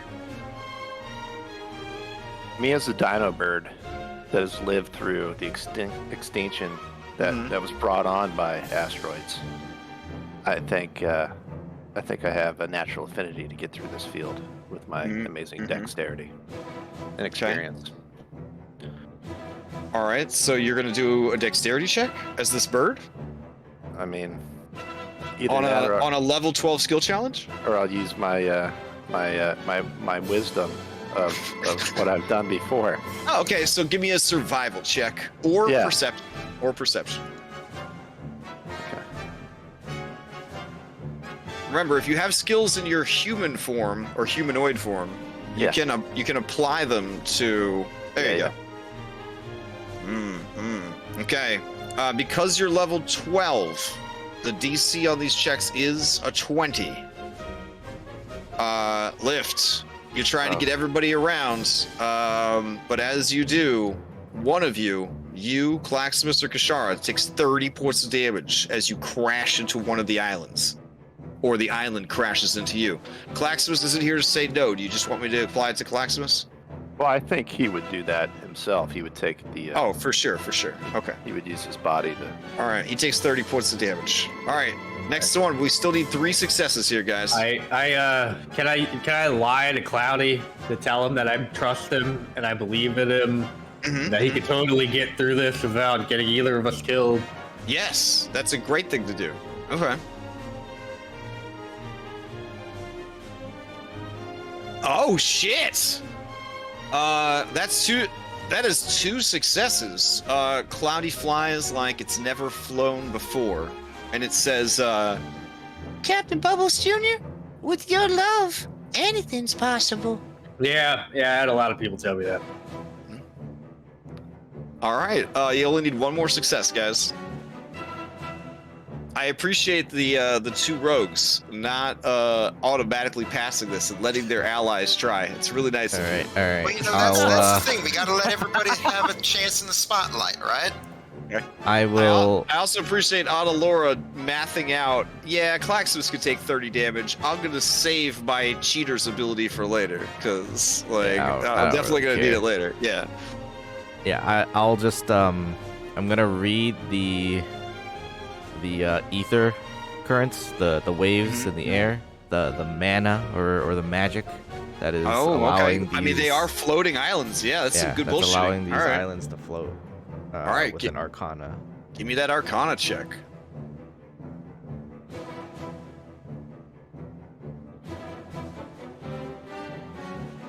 Okay, let's see. That result is okay. 31. That's pretty good. I only needed a 20. All right. You are successful. Nice. right. As you guys are flying towards the center of this asteroid field and lift as the beacon sight, the one that allows you to see through everyone's clothes, as it grows brighter and stronger, you see the source of it up ahead. 2 resplendent silvery dragons are coiled together, asleep in some ruins. I will take you over to that map. Silver dragons are good, right? Yeah, I think so. Seeing as how I spot it first, I'm going to try to tell everyone that, and I forget I can mentally do it, so I'll tell them in my bird form. And it's very similar to the bunny's scream Oh God. of Okay. my caw. Being Yeah. that I'm a bird as well, I assume I can understand him. Oh yeah, Yeah. you guys are speaking bird for Yeah, sure. Yeah. I'm just chill. I'm like, look, there's these dragons right by where the stone is, but it sounds like Theodaria, what are they saying? And I just sort of like motion my head towards the dragons, like, you said those good dragons, right? That they'll actually talk to us. Remember, with the magic of the Kishara Diodario combo, the Kishara Dario, you guys are able to just constantly understand all languages. Yeah, definitely. I as you forgot go. it for a second. Oh yeah, I no forgot. worries, no worries. Yeah. It's also fun just to be a bird, you know? Hey, technically woke apes speak beast. Does that mean I could speak to birds? Probably, yeah. Oh, okay. Unless it specifically says bee speech apes or bee speech simian or something like that, then it's limited. That I don't know. Oh, before we go any further, I should probably inform you of the new macros that were installed. I should have done this at the beginning of the session, but before we get too far into this, especially when we've got people flying on people's backs and all that craziness. So, there is something called Token Attacher. Those of you who remember the early days of Foundry, we used to have something called Mount Up. And Mount Up was really cool, but it would break very quickly. This is like a beefy version of that. It is powered by macros. These macros can be found in the macros folder, which, if you look at the bottom of your screen at the Worlds of Warcraft hotbar, you will see that there is a little folder to the left of that hotbar. If you click on that folder, it will bring up the macros directory, and that is where you will find these parenthesis TA close parenthesis macros. There are 6 of them. So this is how it works. We've got this here Birdo, and we've got this here Claximus, okay? Claximus is going to ride on the Birdo. So I'm going to target the Birdo. In Foundry, to target, you double right-click if you're a player, and or you right-click and select the little bullseye that's to the left of the mini. And then these little orange triangles will appear. Now you have it targeted. Then Claximus is going to mount up, and he jumps onto the back of this noble beast. So Kishara, I can do the same thing. I can bring Kishara up here, and then mount up. Can you unpause it? I'm wondering if that's... I don't think it is paused, is No, it? it is paused, Oh, but okay. it doesn't stop it. It doesn't. Okay. So then, watch. Now, whenever this moves, Oh, wow. they automatically move with it everywhere it goes, which is pretty cool. All right, now let's say that you're not mounted up, you're just following somebody. Like, I don't know. Let's say that this human Django is following around this eagle Django. So what we could do is target eagle Django. And then while we're selecting Django, I choose the follow button. And now, I think that works. Let's see. Now when the eagle moves, no. Why didn't the follow one work? Let's see.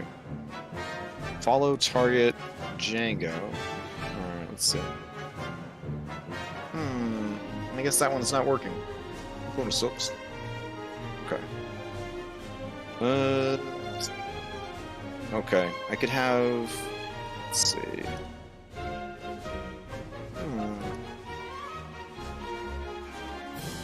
Alright, let me see if the bird can pick up Django. There we go. I pick up this Django. So now when this bird moves, it will drag this Django around. Oh, that's why I couldn't follow it because I had 2 fucking things All picked at once. connected now. Yeah, now it's a big fucking mess. So now I have to go in on my end, and I have to use this DM script that says break all these connections because it's broken. Or I could go and use the macro dismount drop target, and that should get rid of everybody that's on their back. Maybe? Let's see.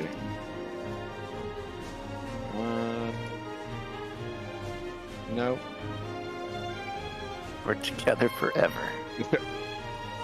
All right, I don't think you guys should be linked anymore, but I honestly only started using this like a couple weeks ago.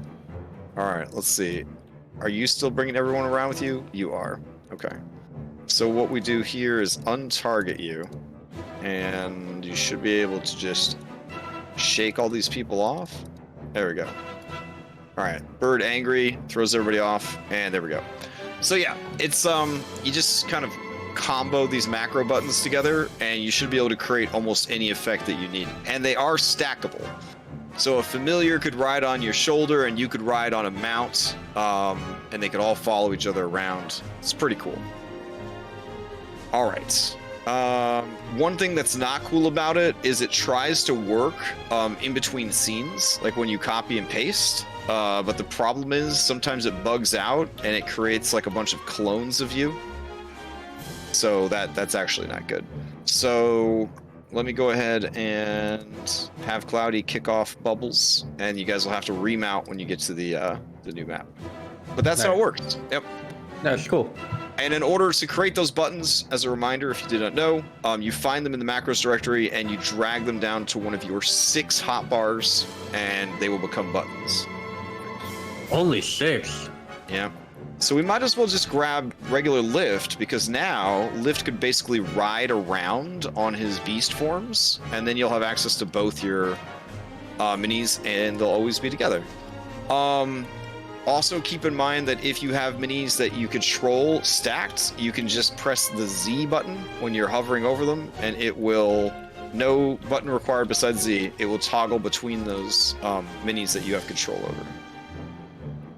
All right. So yeah, these silver dragons appear to be very, very slim and very, very streamlined, with very sharp edges. But you will see for yourself, because we're going over to that map now, that we finished all of our administrative duties. All right. So I'll put you guys like here-ish. Seems good. And let me load it up for you.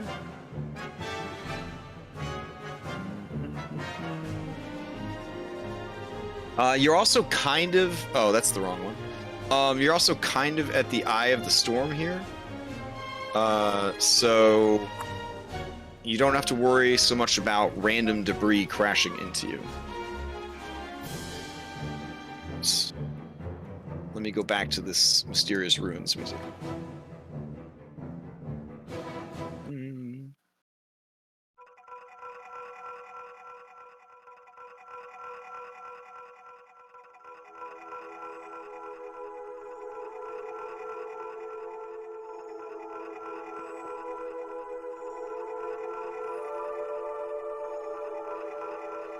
All right. So there appear to be the remains of what looks like the entrance to every other dungeon in Elder Scrolls Oblivion over here. And sleeping in the ruins of this Aldfaer structure are those 2 silvery dragons. They are quite large, but by now you're getting used to these redonkulously large creatures that you have to face. Look at that lovely silver dragon. Definitely looks like a good dragon to me. It looks more like a metallic. A Metallica dragon instead of a metallic dragon? That's pretty good. That's a good bard joke. Cool. We just got sued. We just got sued for saying the word Metallica. Thanks. I will allow a knowledge arcana to see if you know more about this creature.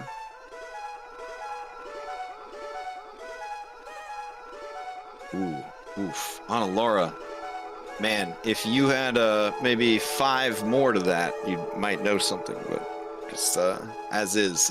It's silver-colored dragon, I guess. I don't know what that means. Oh, Okay. Oh, okay. You gotta. Okay, so that turns your 16 into a 21. That's much better. Okay.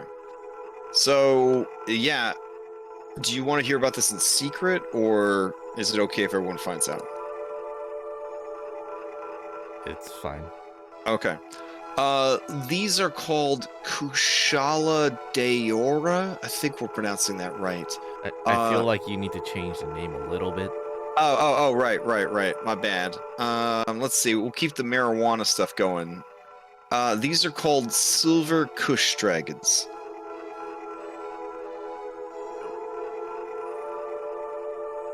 You know, for being a spawn of a person who's dead and not a druid, Mm-hmm.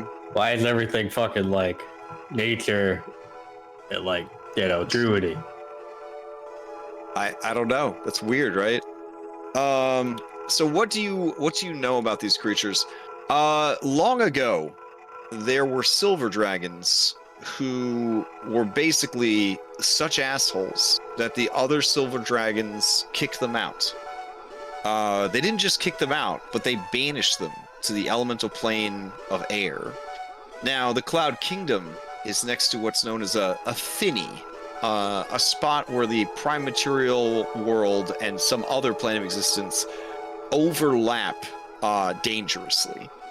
So, unfortunately, some of these descendants of the biggest assholes of all dragons have apparently returned to the prime material where they have set up shop. These dragons maintain no horde because they know how much people like dragon hordes, and part of being the biggest assholes of all dragons means not maintaining a horde. Anytime they get wealth, they frivolously spend it on consumables, which they use right away. Sometimes inappropriately. Beyond these historic and lifestyle things that you know, they are unbelievably fast. They are capable of controlling the element of air and wind. They are able to flyby attack because they are so fast. They can summon tornadoes. They can summon wind tunnels. They can summon dust devils. They can also bite very, very hard. But they're not so good at clawing things, apparently. They got weak little arms. And they do have a weakness to poison. They are legendary creatures, though.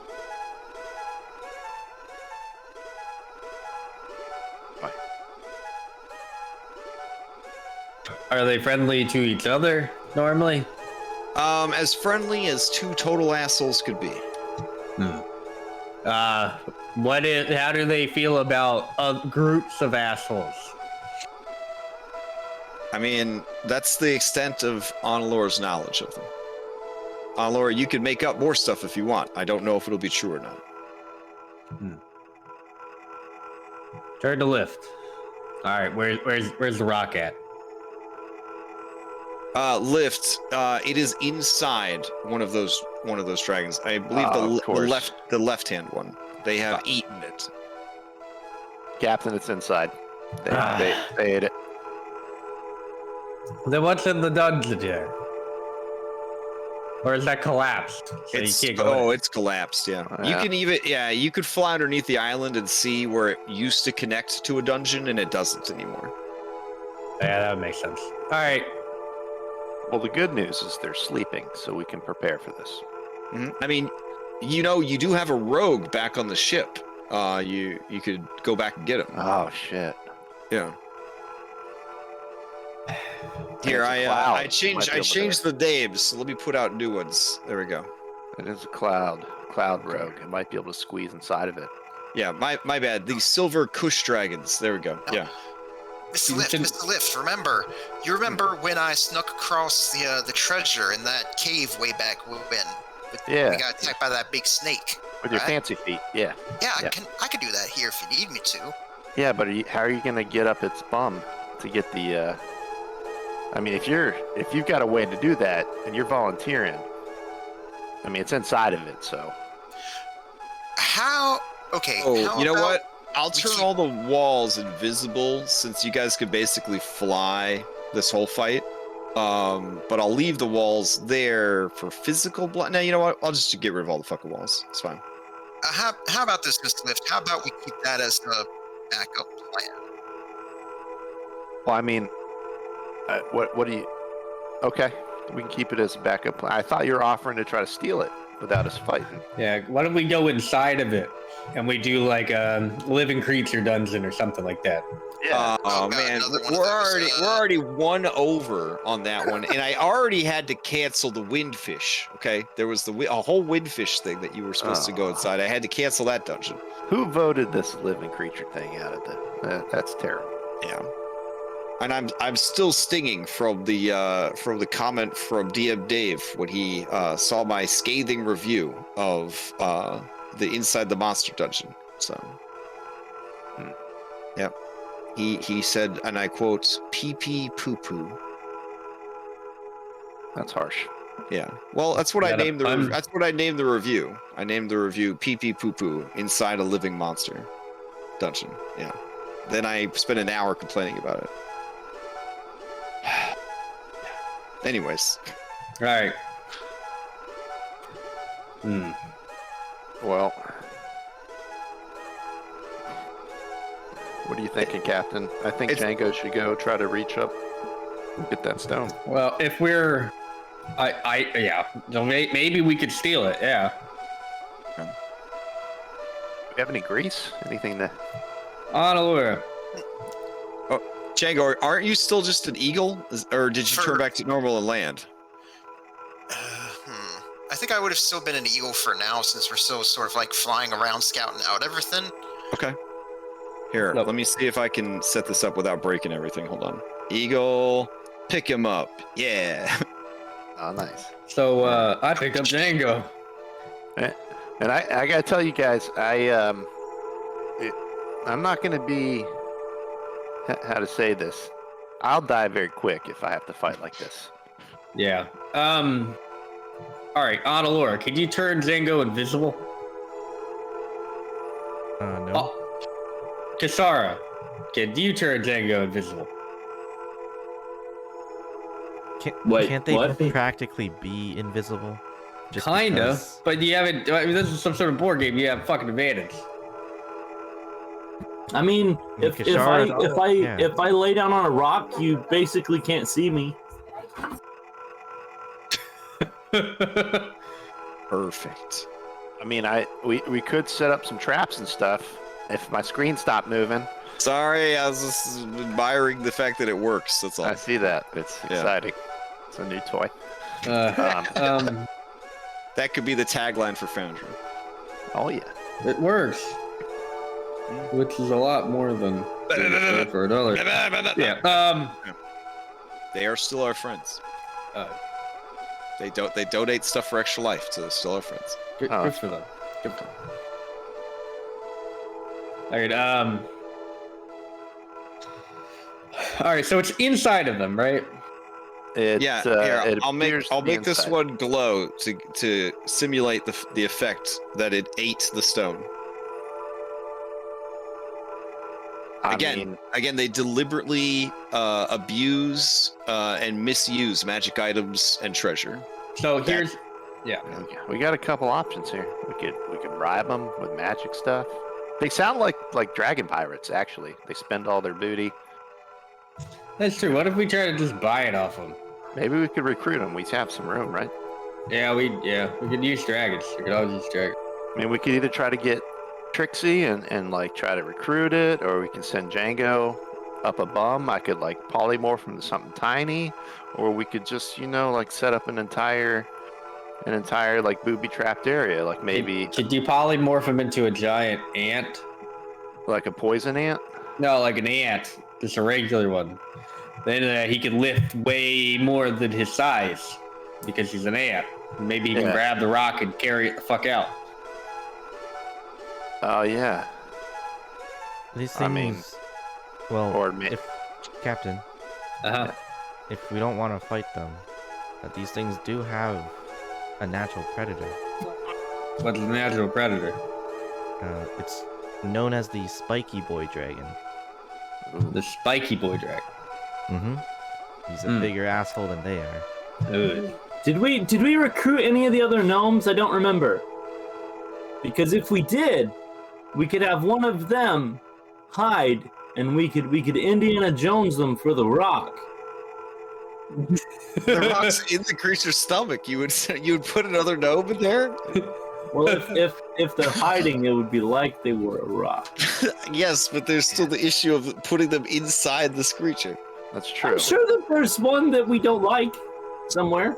How about Hold on. Claximus usually comes up with all the good plans. I'm gonna call him, even though he's Yeah. at the movies. Yeah, call him. It's On been speakerphone. 18 months since he went to the movies, so he probably forgot to turn his phone off. He Hold probably on. did. Put him on speakerphone. All right, let me call him real quick. Captain, you could just dimension door one of the gnomes Oh. inside, and then Wait, can you do that dimension inside a door body? out without the gnome.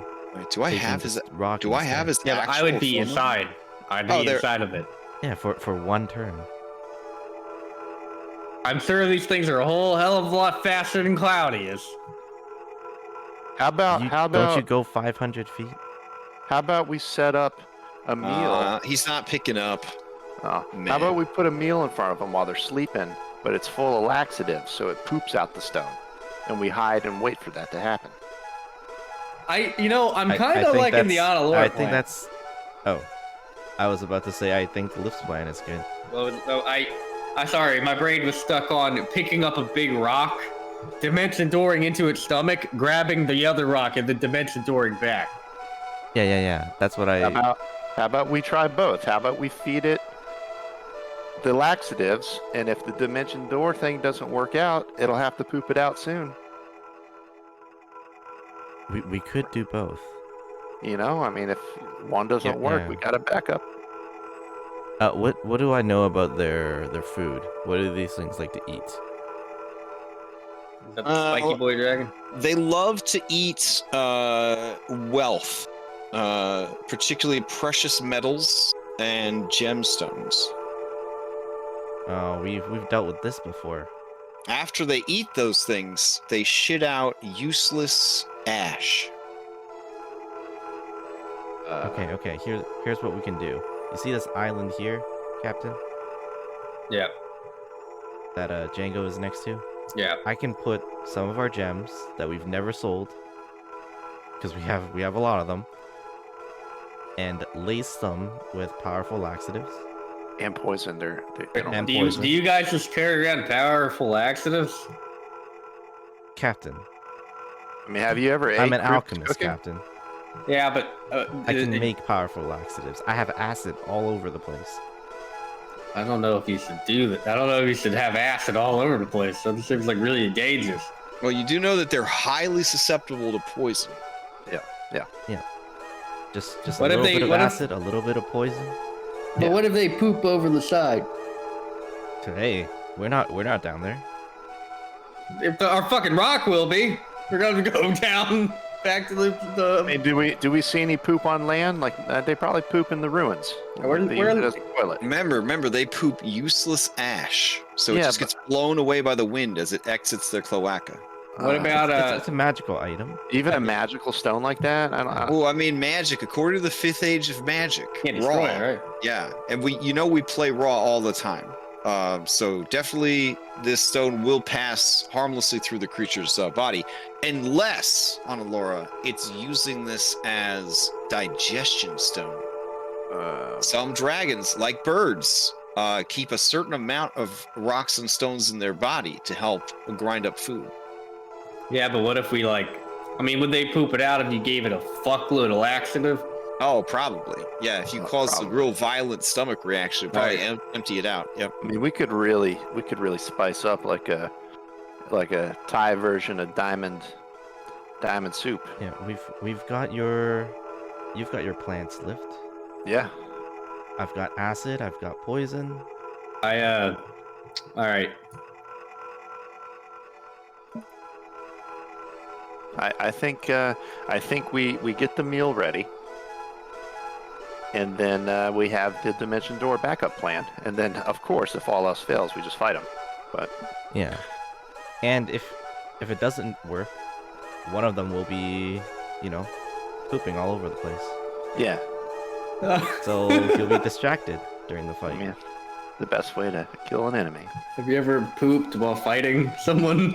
Like, Are you asking like IRL or? just in general, like, I don't.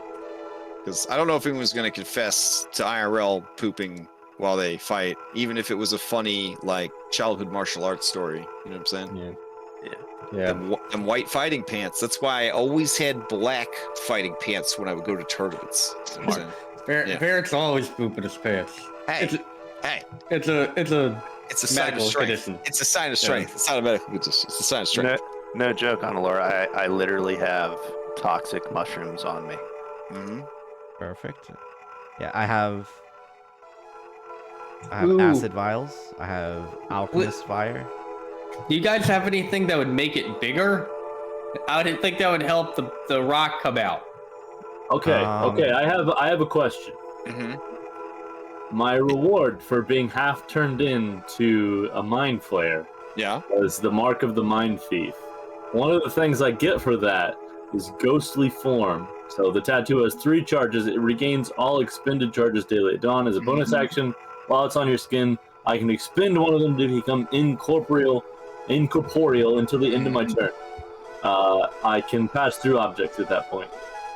So, can I use 1 charge to phase through the dragon into its stomach, and then unuse it, grab the stone? It says here for incorporeal movement, you can move through other creatures and objects as if they were difficult terrain, but you'll take 1d10 force damage if you end your turn inside an object. I'm assuming because it doesn't say anything about ending your turn inside a creature, you cannot end your turn inside a creature. So as long as you did it in 1 pass through, you could, but you wouldn't be able to interact with the object.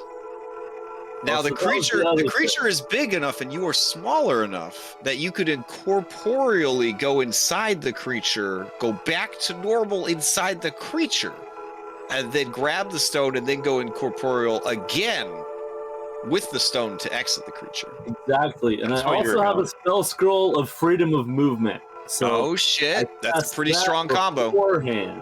Okay. And then I feel like I can just like walk through his digestive tract.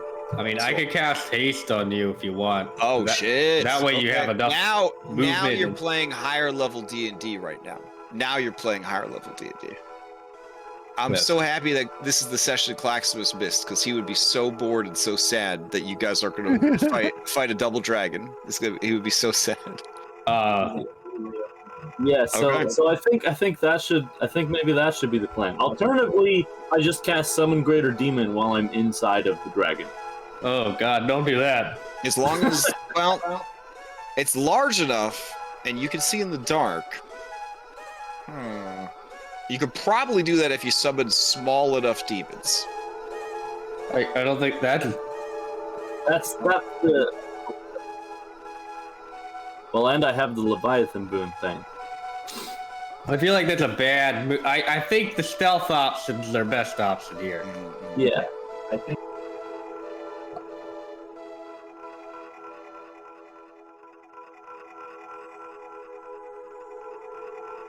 We have a, yeah, we have Okay. a laxative meal ready for him.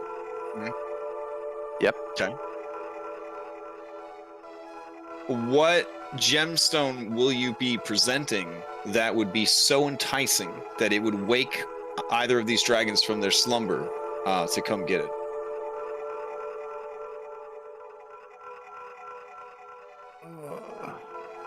You see Claximus very subtly put a hand over his bottom.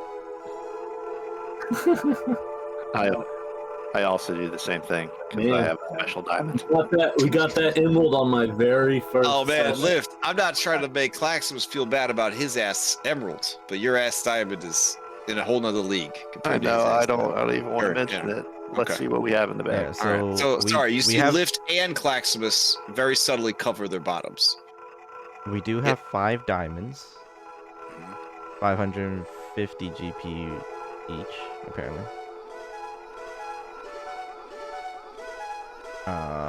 That's the most expensive.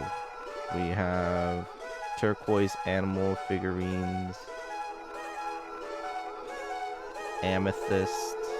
I don't think anything really matches up with the emerald.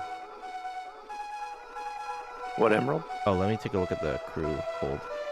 What emerald? Blacksmith's emerald? Legend holds that Clacksmith has a 500 GP emerald that he makes people. I'm sorry, we would never use the word makes. He lets people on the ship store in their prison pouch.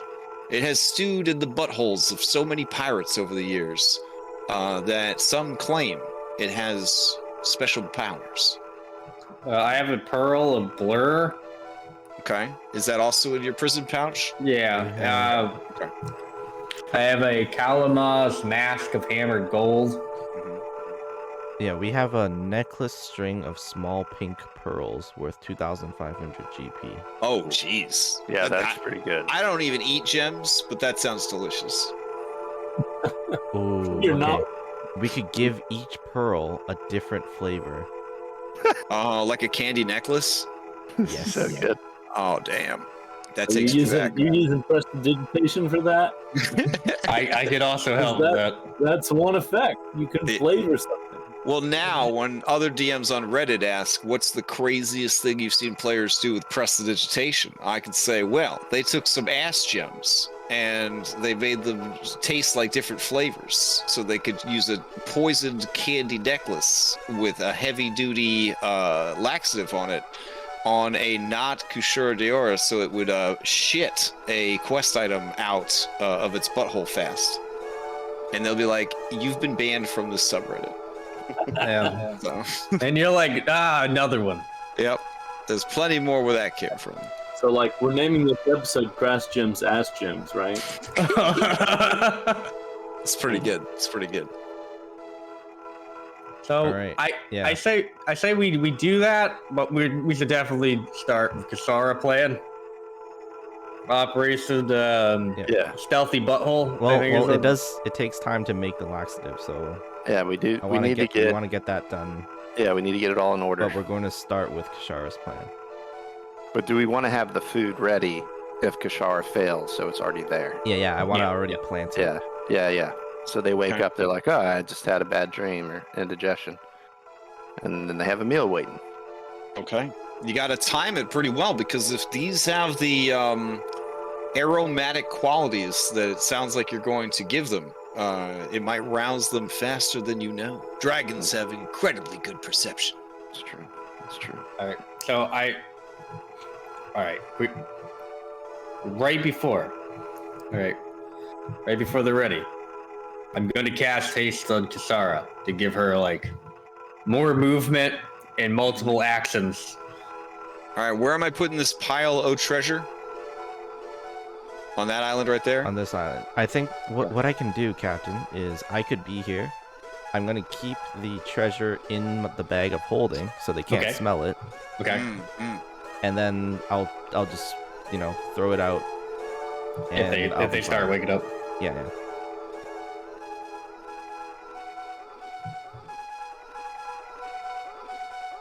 Okay, sounds like a plan. Right, the last thing we need to figure out is how I'm getting to the Dragon Island. Captain, would it be all right if I borrowed your cloud friend for just a little bit? Yeah, you're good. Is there a tree? Hold on. Is there a tree there? On that island? There's Like two. there is. Lift. How many You spell want to slots you do want to have? burn tree stride so Well- that you can get to the island faster? Lift It's that. a style stride. Okay. Is that even fucking quiet? Doesn't the tree like explode? I thought it's just Well, like a portal. I think with Lift's version, the tree lets out like a loud moan Oh, okay. when people enter it. Is that? Oh, I was thinking of transport via plants. I think. Oh, you're talking about to Yeah. escape. You're talking about escape strategy. Oof, Yeah. that's a good idea. That is technically a tree. You could thank heroic maps for this. I could fly over and drop Kasara off on the island. Yeah. And that could be her way out. I will say here, I'm gonna put a Metal Gear Solid style. If you're within this amount of distance, it's going to start having perception checks. I'll add that aura to it. That'll give you a better idea of what you're working with. I mean, I could give you fly, Kashar.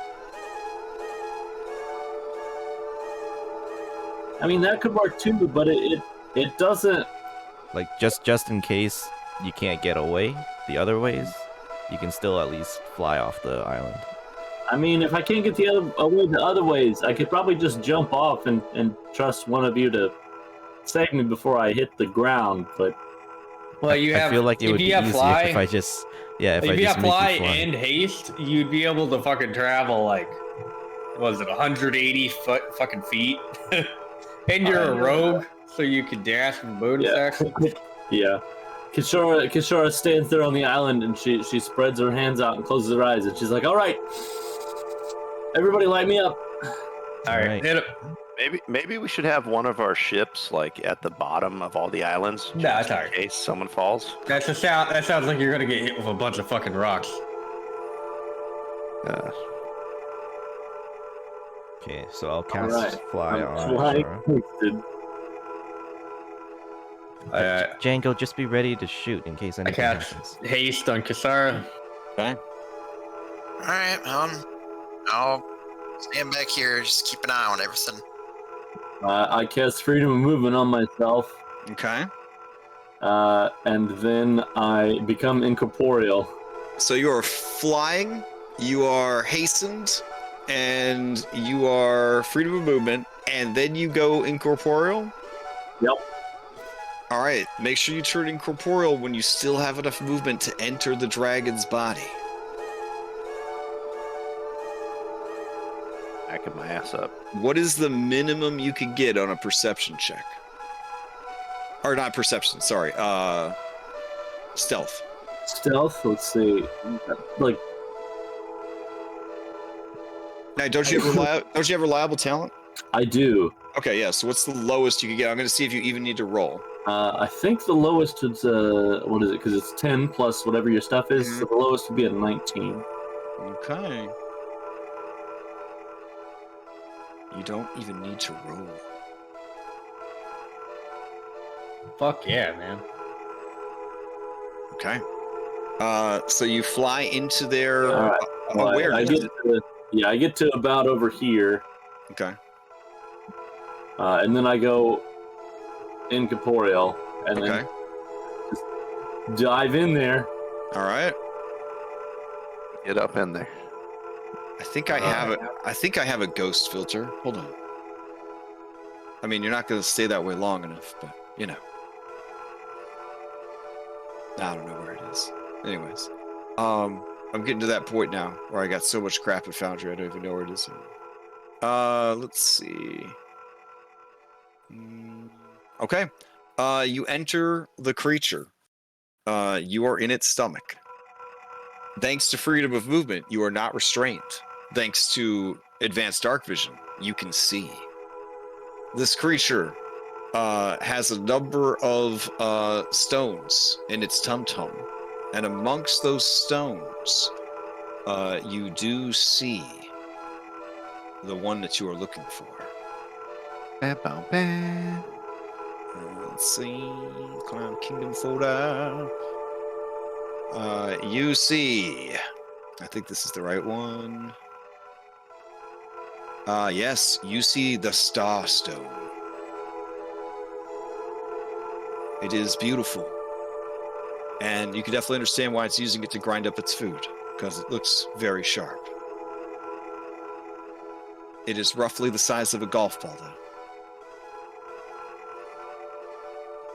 All right, I become incorporeal. Okay, as you Grab do, it. you begin getting digested immediately. Yeah. It feels bad. Hold on. Let's see.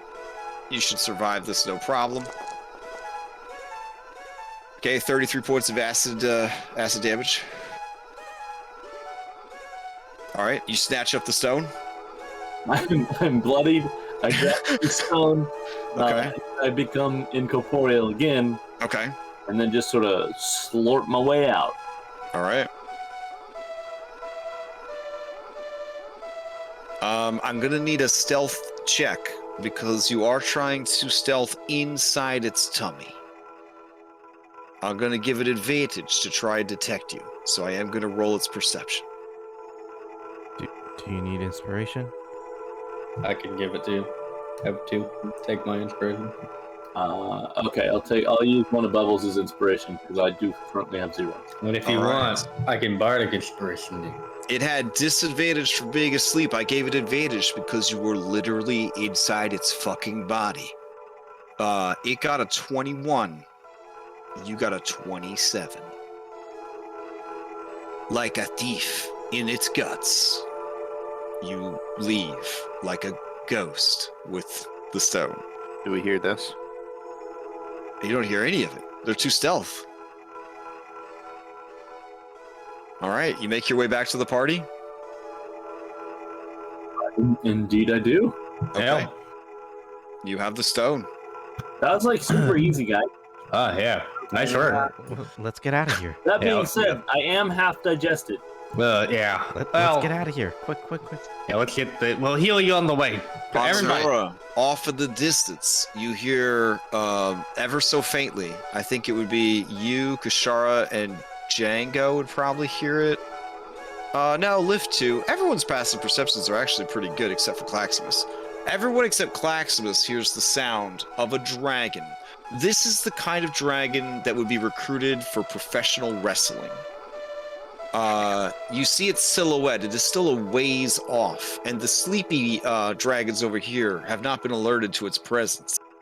Its silhouette, it looks like a fucking bull and a porcupine and a black dragon got mashed up together and had a muscle-bound baby.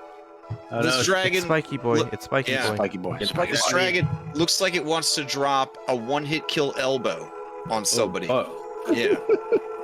Flee. Spiky Everybody. Boy, go. Do you want me to drop Or the no, necklace bomb? it's Dragon Drop Rock the Master. necklace bomb. I tossed I the want to fight necklace it. I onto love this island. being a Monster Hunter monsters. Do it. All right, you drop the necklace and you head out.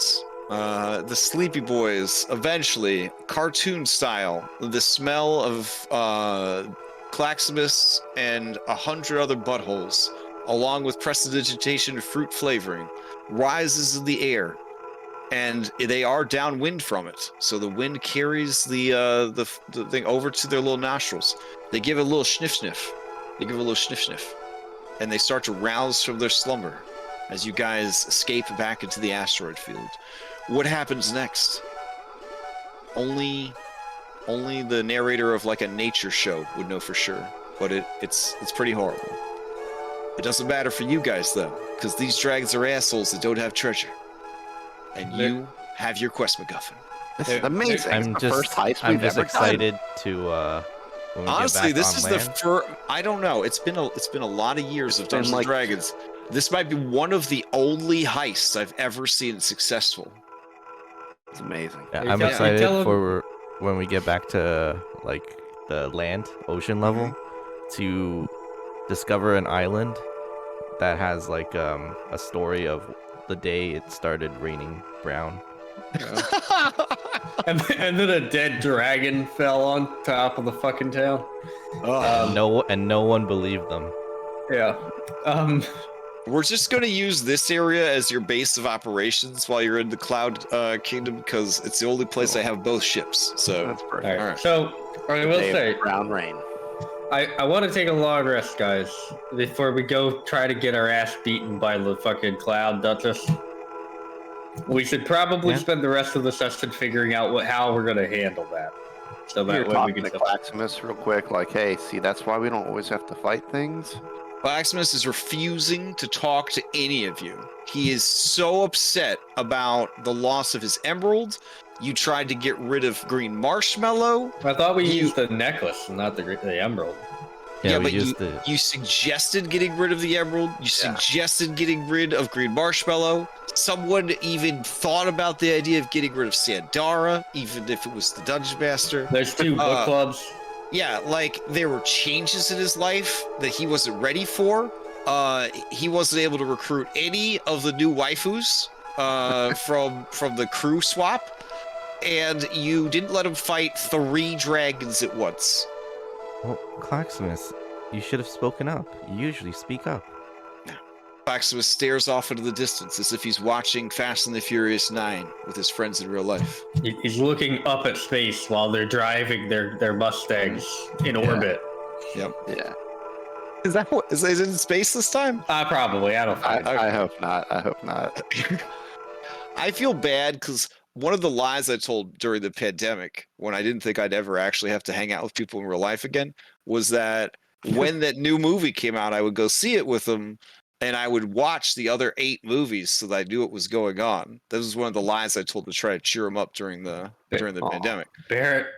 Well, look, I already cashed the 1 check. I told Cade next we'd hang out, and then he actually showed up in person, and we had to hang out, and we went to an escape room, and we got ice cream, and we went to a restaurant, and we played games at a game store. It was fucking exhausting. That's like a great first date right there. I know. And this is pretty cute, too. But then there was the, like, going to the movies. I'm not ready for that yet. So, yeah.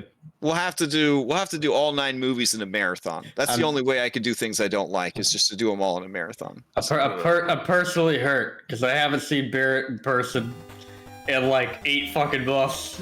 You saw me when you dropped off your puppy for a play date. That's true. I took him from your arms and I slammed the door in your face. Yeah, exactly. Yeah, that's more than most people get. That's fair. All right. Whew. All right, so what are we doing to beat down the fucking Duchess? I am here to provide opinions from your NPCs only if you ask for them, and knowledge from your new employees that you shanghaied if you need it. All right. Hey NPCs, let's crowdsource this idea. What do you think we should do? Oh man, on the Cloud Duchess. Yeah, Stormfront. LOLs at that one. Cloud Source. I get it, cause we're in the Cloud Kingdom. And then they start playing music on their devil sticks. Okay. All right. Round table. Right. Yeah. So, what do we know about the Cloud Duchess? Lives in a Cloud Kingdom. Badass. Stones. She right? likes stones. Lights rocks. Yeah. Yep. Okay. What? Laura, what else do we know? Well, they got a picture of her hanging in the captain's quarters. Oh, yeah. Okay. Let me see it. Oh, yeah. All right. Hold on. Bring it over to the other two. Okay. They take it down from the wall and they bring it over to your cabin. Okay. All right. Okay. So there's the Cloud Duchess. Okay. Oh. Okay. And then standing next to her is her daughter, the Cloud Princess. Oh, Okay. damn. Okay. All right. So, what's... Yep. Duchess is probably doing okay underneath that weird... Yeah. I'm betting. Mm-hmm.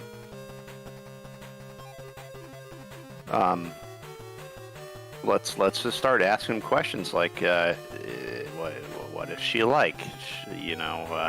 Okay. Let's see, giants. That would be a history check.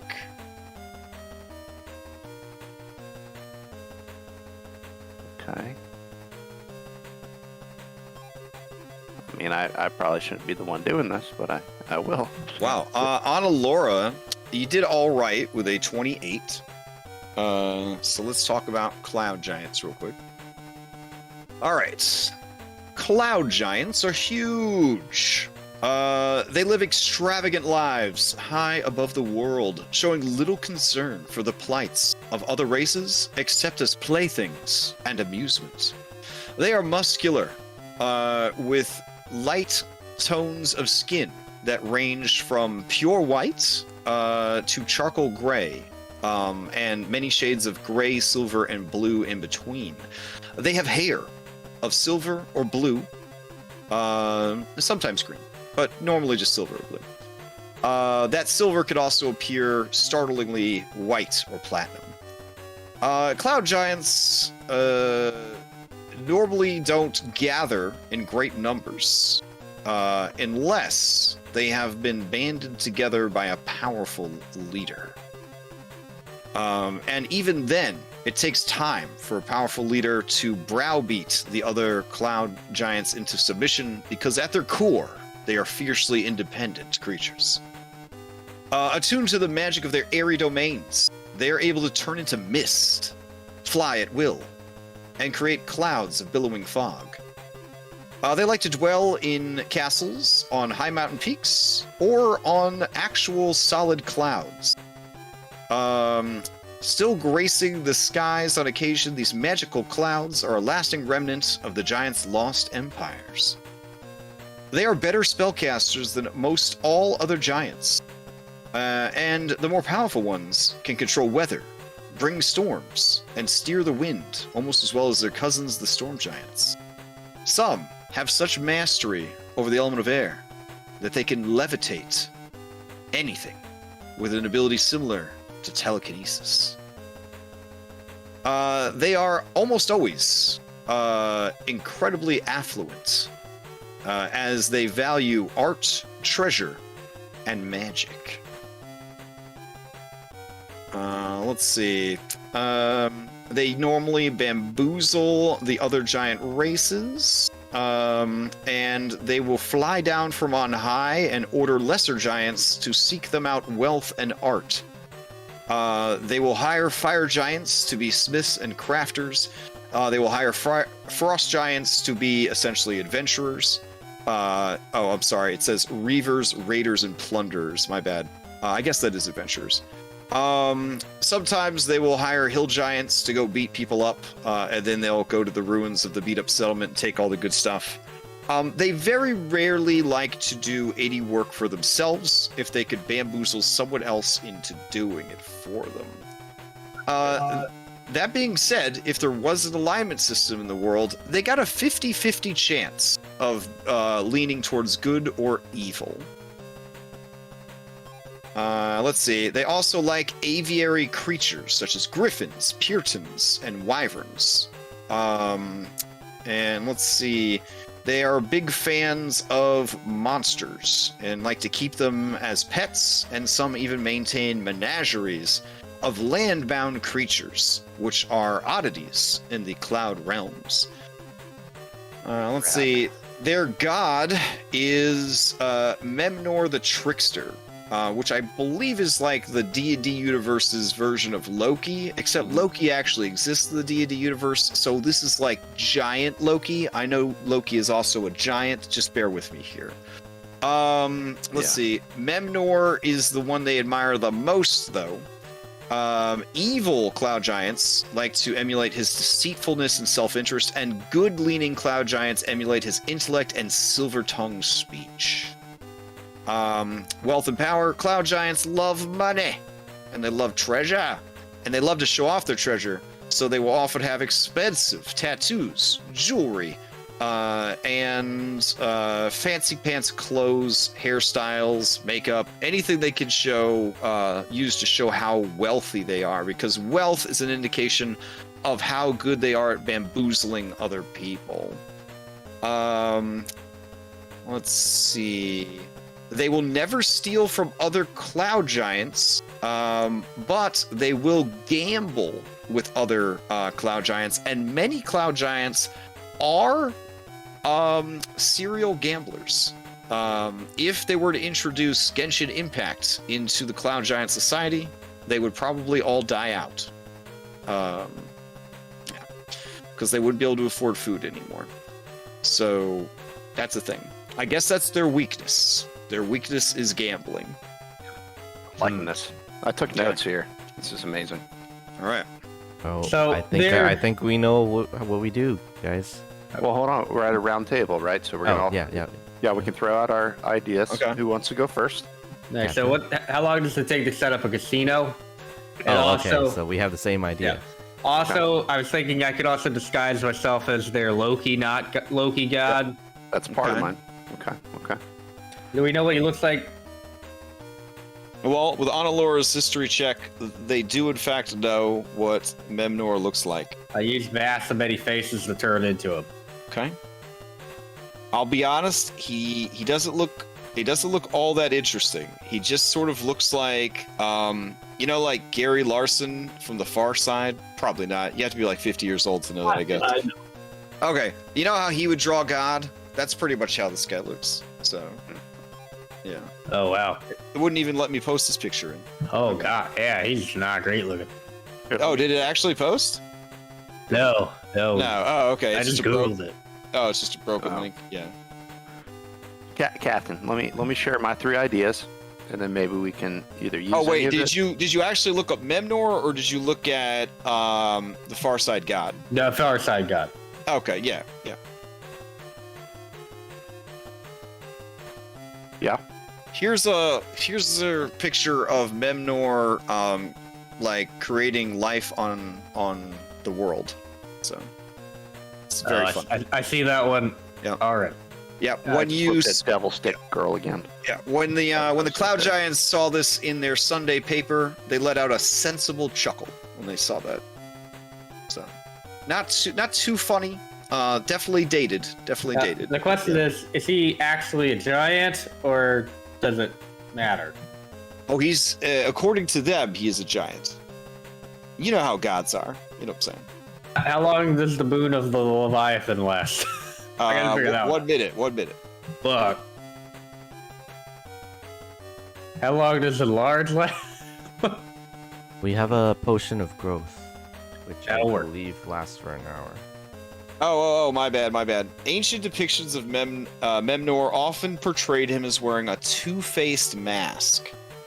Memnor was known to be charming, intelligent, cultured, and subdued. His greatest flaw was his strong sense of pride, though he was also known to be deceitful and intensely cruel. Many of the stories within Giant Society recounted his exploits emphasize his charisma and manipulative nature. One such story is he was on a date, and they went to a burger place. When his date was not looking, he took a big mouthful of burger and chewed it up very quickly in his mouth. He then went to kiss his date and force barfed the burger into their mouth.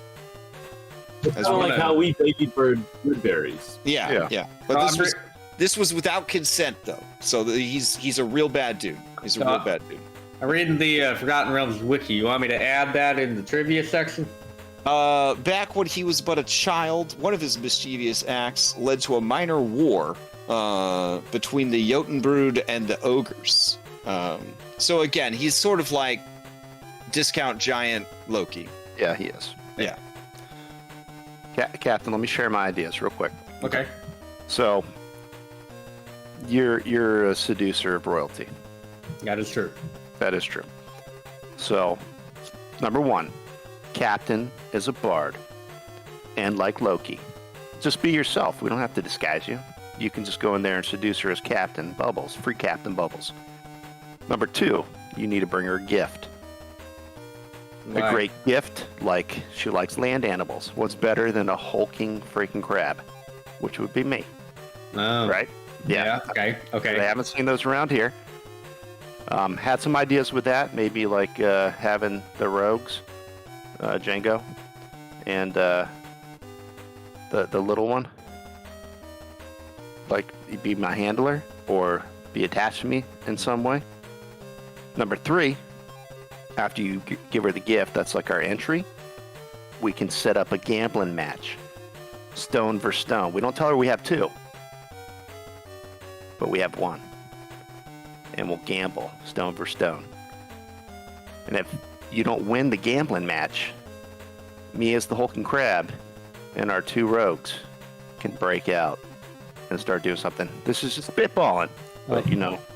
I regardless of what happens, we gotta fight this lady. You understand this, right? Yeah. But at least we'd have like the upper hand. We'd be inside. She wouldn't know what was happening. You could get your jollies, Yeah, I get it. No, but we gotta fight. We gotta fight him. That's like the end goal here. Like, Okay, We'd be in her compound. so to build off on your idea, why don't we go in as a traveling circus? theater group, theater group, Not traveling a theater theater. group. Never We've done doing this shit again. Not a theater, a circus. A Yeah. circus with gambling, okay? Yeah. And theater. So you can show her the hulking crab because we have exotic Yeah. creatures in the circus. I mean, why don't we just tell her that like we're a traveling theater group, and we're doing the story of the great hero. We are. I look like Fernando, so probably think I'm fucking Fernando. Yeah. You know, I mean, I didn't want to say that earlier, but yeah, that's part of it. yeah. Like, you know, then we could do the story of the great hero who's supposed to wake up the princess, yada yada yada. I mean, we do have a reputation already. Exotic land person also. A land creature. Just saying. No, and you know, plus, you know, we could, that builds a lot of character for our crew. You know what I mean? I mean, really imagine. Remember last time? Remember how much Lift grew, and then melted, and then grew again, and then exploded on a house, and then became a slime.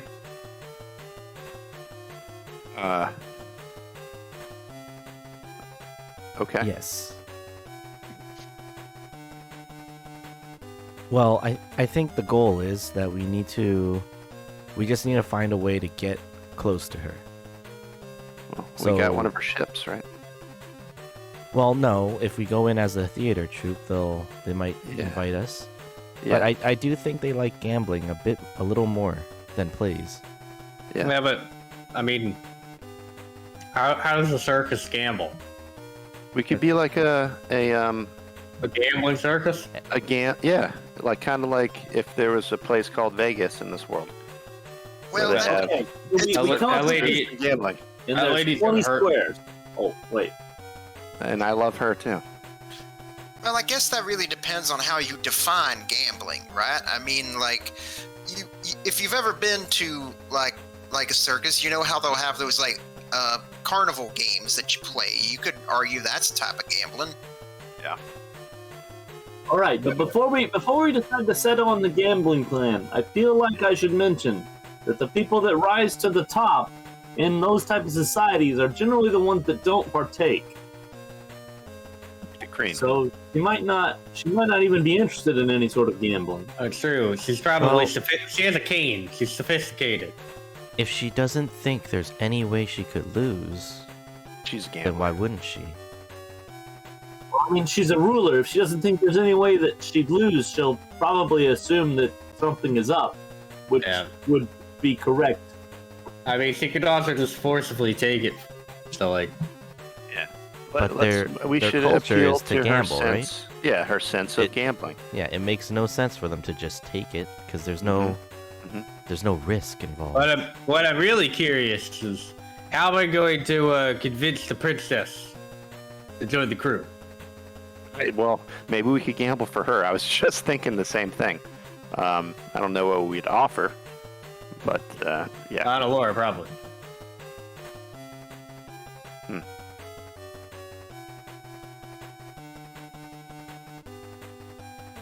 Honestly, she looks like a card caster, which is really dangerous. Mm. Like very, very dangerous. They can send you to the Shadow Realm. They can. There actually is a class for that. Yeah.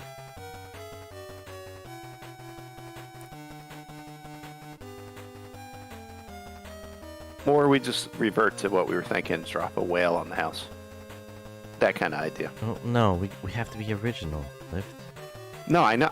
I want to be. How would original, you but- feel if we became the Hurricane King and the people were talking about how the Hurricane King dropped 2 whales on 2 different people's houses? That's true. You say that like it's a bad thing. That's true. It We'll have to is. drop. We'll have to 'Cause drop it means like you're not original. a squid on the house. Yeah, people will start expecting whales coming out of the sky now. Yeah. Regardless, like, I still say we pull up as Captain Free Captain Bubbles Jr. And I don't know. Entice him into a gambling match. And we'll have to fight him on the way out, but or we can go. We'll go as a circus. I don't know. Those are both excellent ideas. A gambling carnival act. Mhm.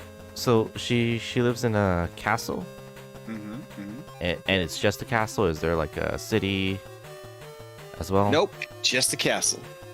It's not it's not like a castle town or anything like that. I guess officially it would just be a keep, because a castle does imply that there's like smaller buildings and stuff.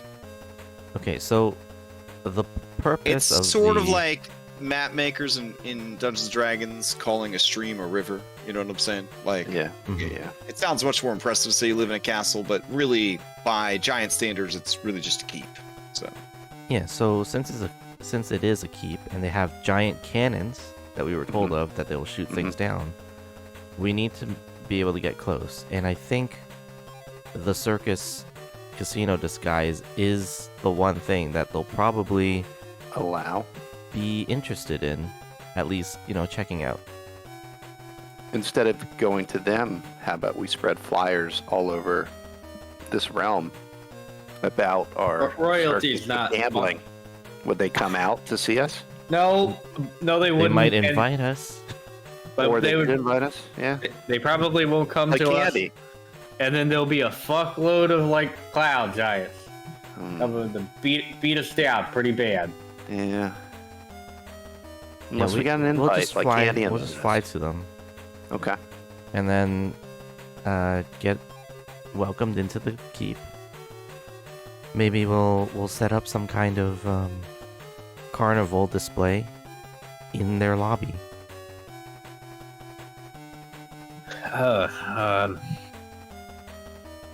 You think we should put a show on outside of there first, so like Why they don't- know we're legitimate? Why don't we just do a theater act about gambling?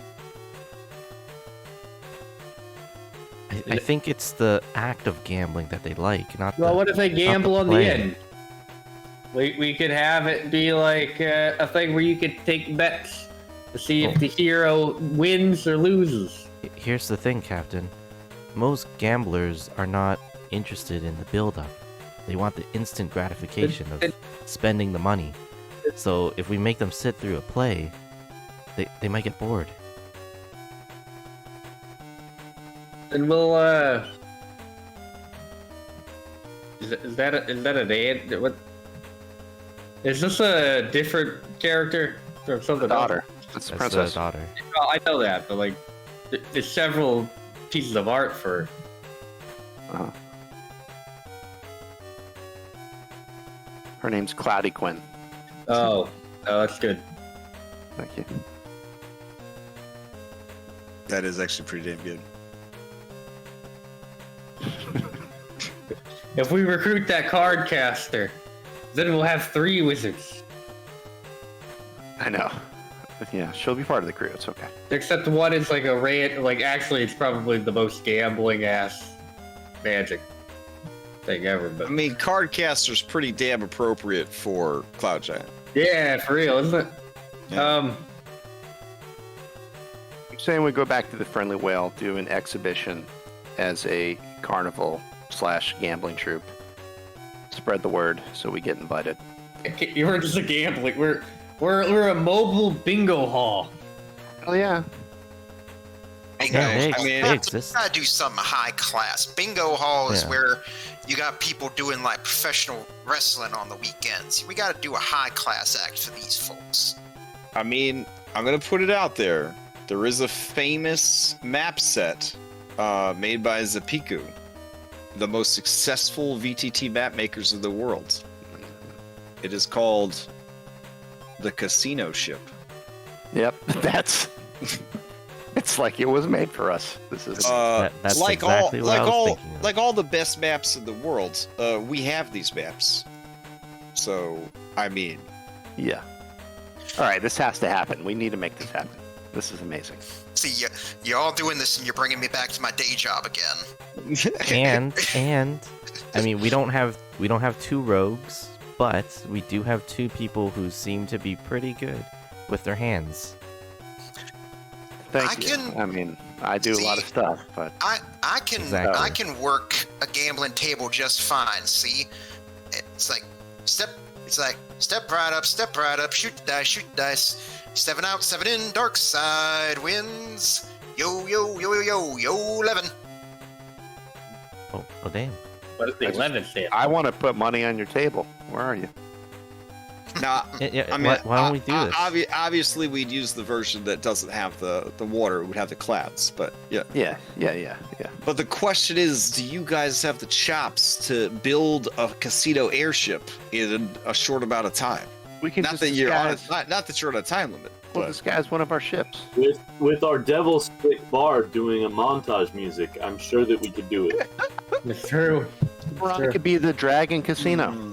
What if, as an added challenge, no, nobody would want to rise to that challenge. Never mind. Let's hear it. I was gonna Dad, say stop fooling us. What? I would give you guys the maps for both the Thorned Bosom and the Wind Cutter, and you guys could cobble them together somehow to make like a casino ship, and that's the map we use. Is whatever. Are you saying there's like a really crappy frame built around both of the ships that are just right next to each other? Well, I'm just looking at this. This is a very big ship. I don't The Wind feel like Bosom? either of your ships is big enough to really use this map. I feel like there was a movie, I think, where these people tried to make their own casino at their house to try to raise money or whatever. I feel like that's what's happening. You guys are basically going to set up a card table on the deck and be like, "This is our casino." It's a casino.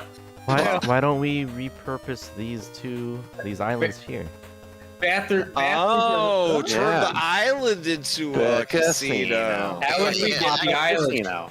Okay. How would we get the islands over to their fucking place? They're gonna have to No, come it's- here Yeah, it's not about getting the islands over. unless they invite us Make for it a look private sale. extravagant. What I if we mean, You just have a tow them mobile over? version. You could just fly by and drop flyers out the window. That's what I Like, said an hour ago. yeah. Yeah. We can do this.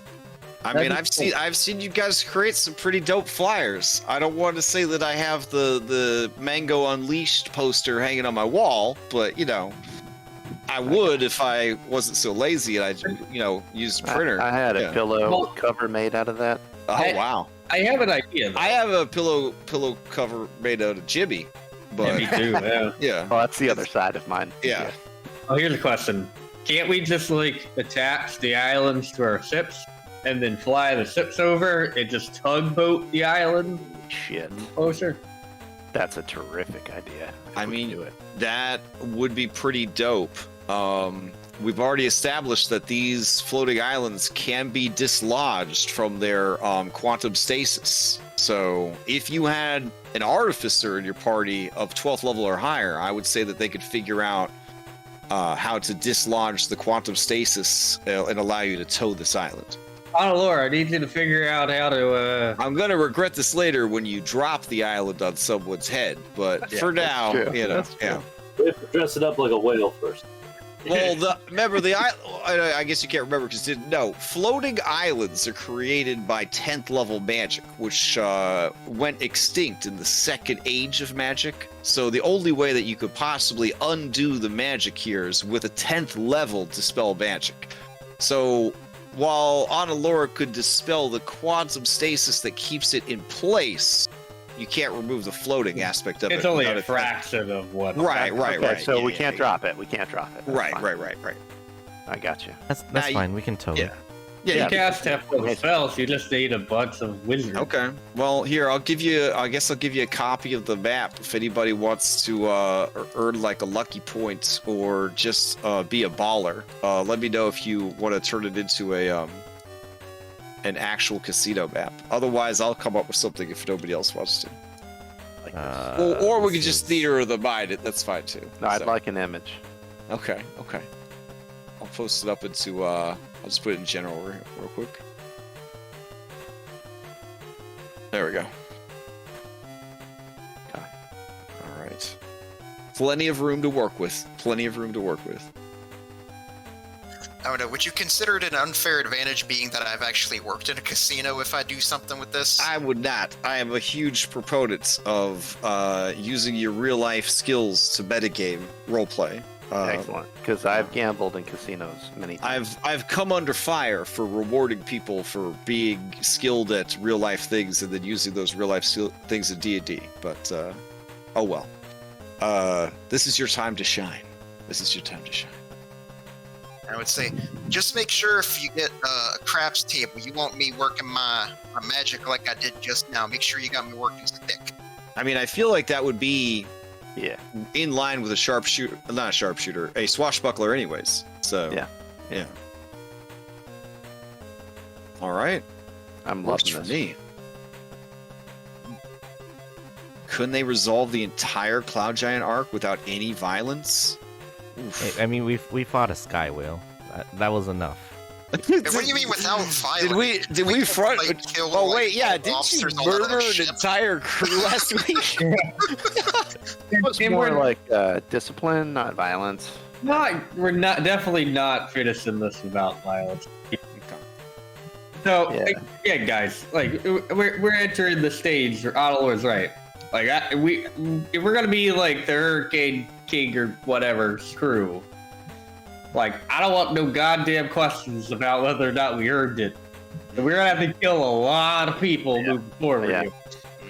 I mean, every night I go to bed, I look at my hands and they're bloody. Oh, I can't wash it off. Wait, we gotta kill that really nice and helpful free captain. I don't remember his name.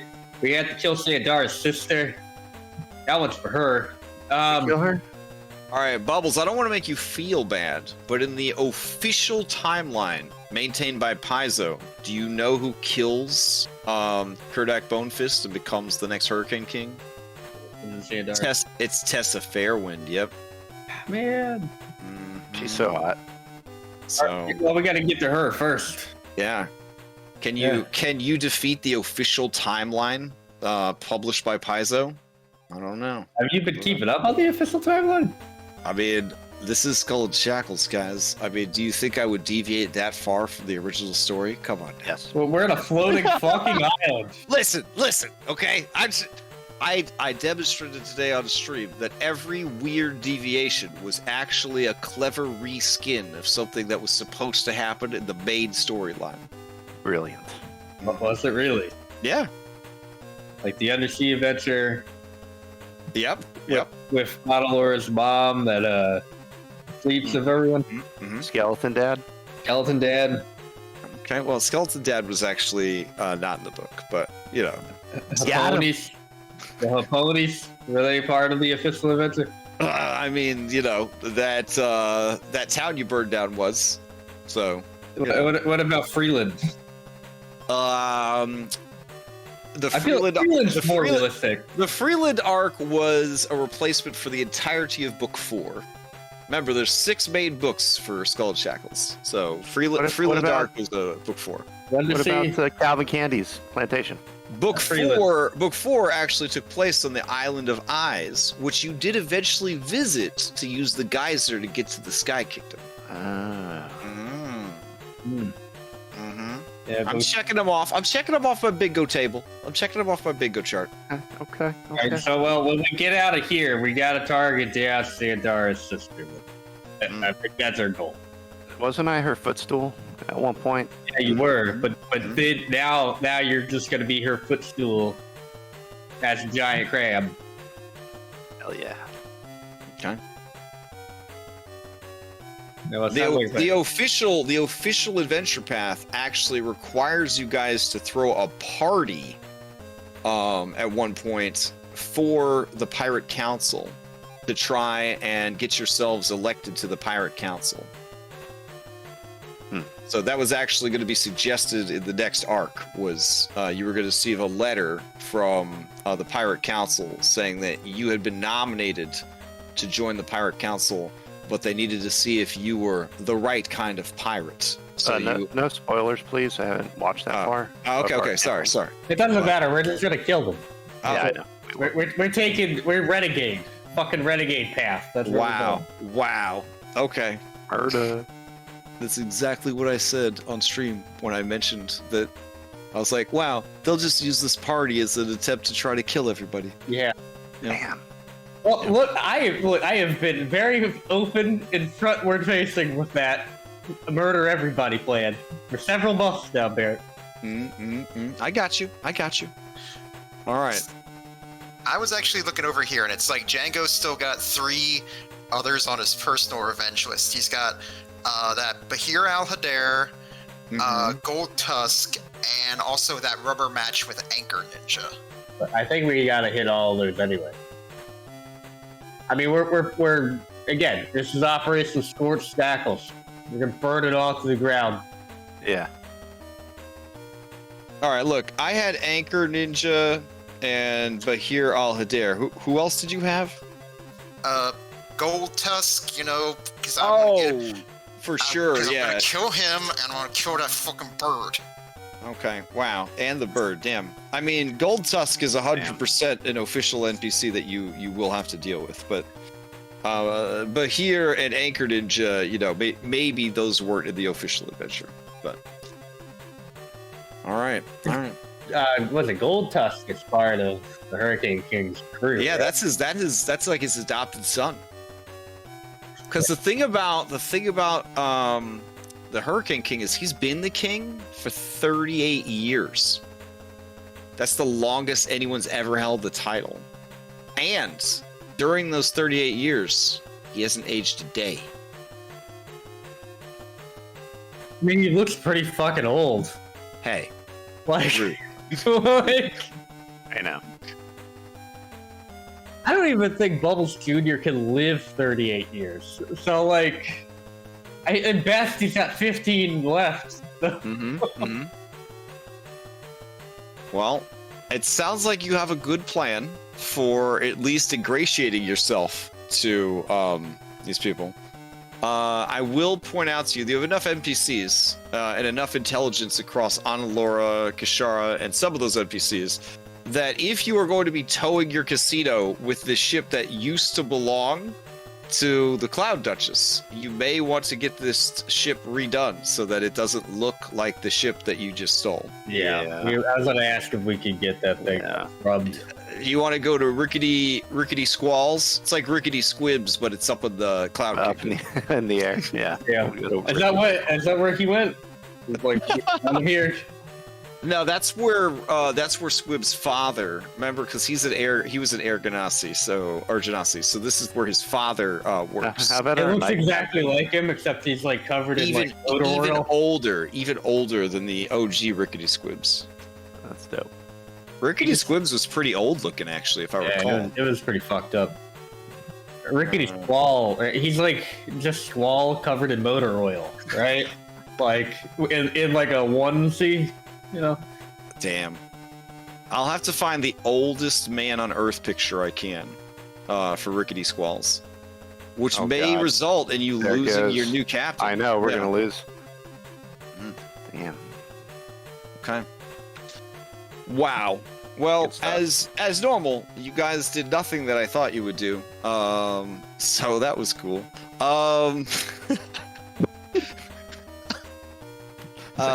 Yeah. But all right. You didn't identify that stone. I don't know if it matters, but here you go. Starstone?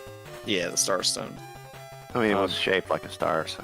Before we adjourn, it is essentially an old school ion stone. Ion stones, of course, carry a huge market value. 15,000 gold is the market value of this stone.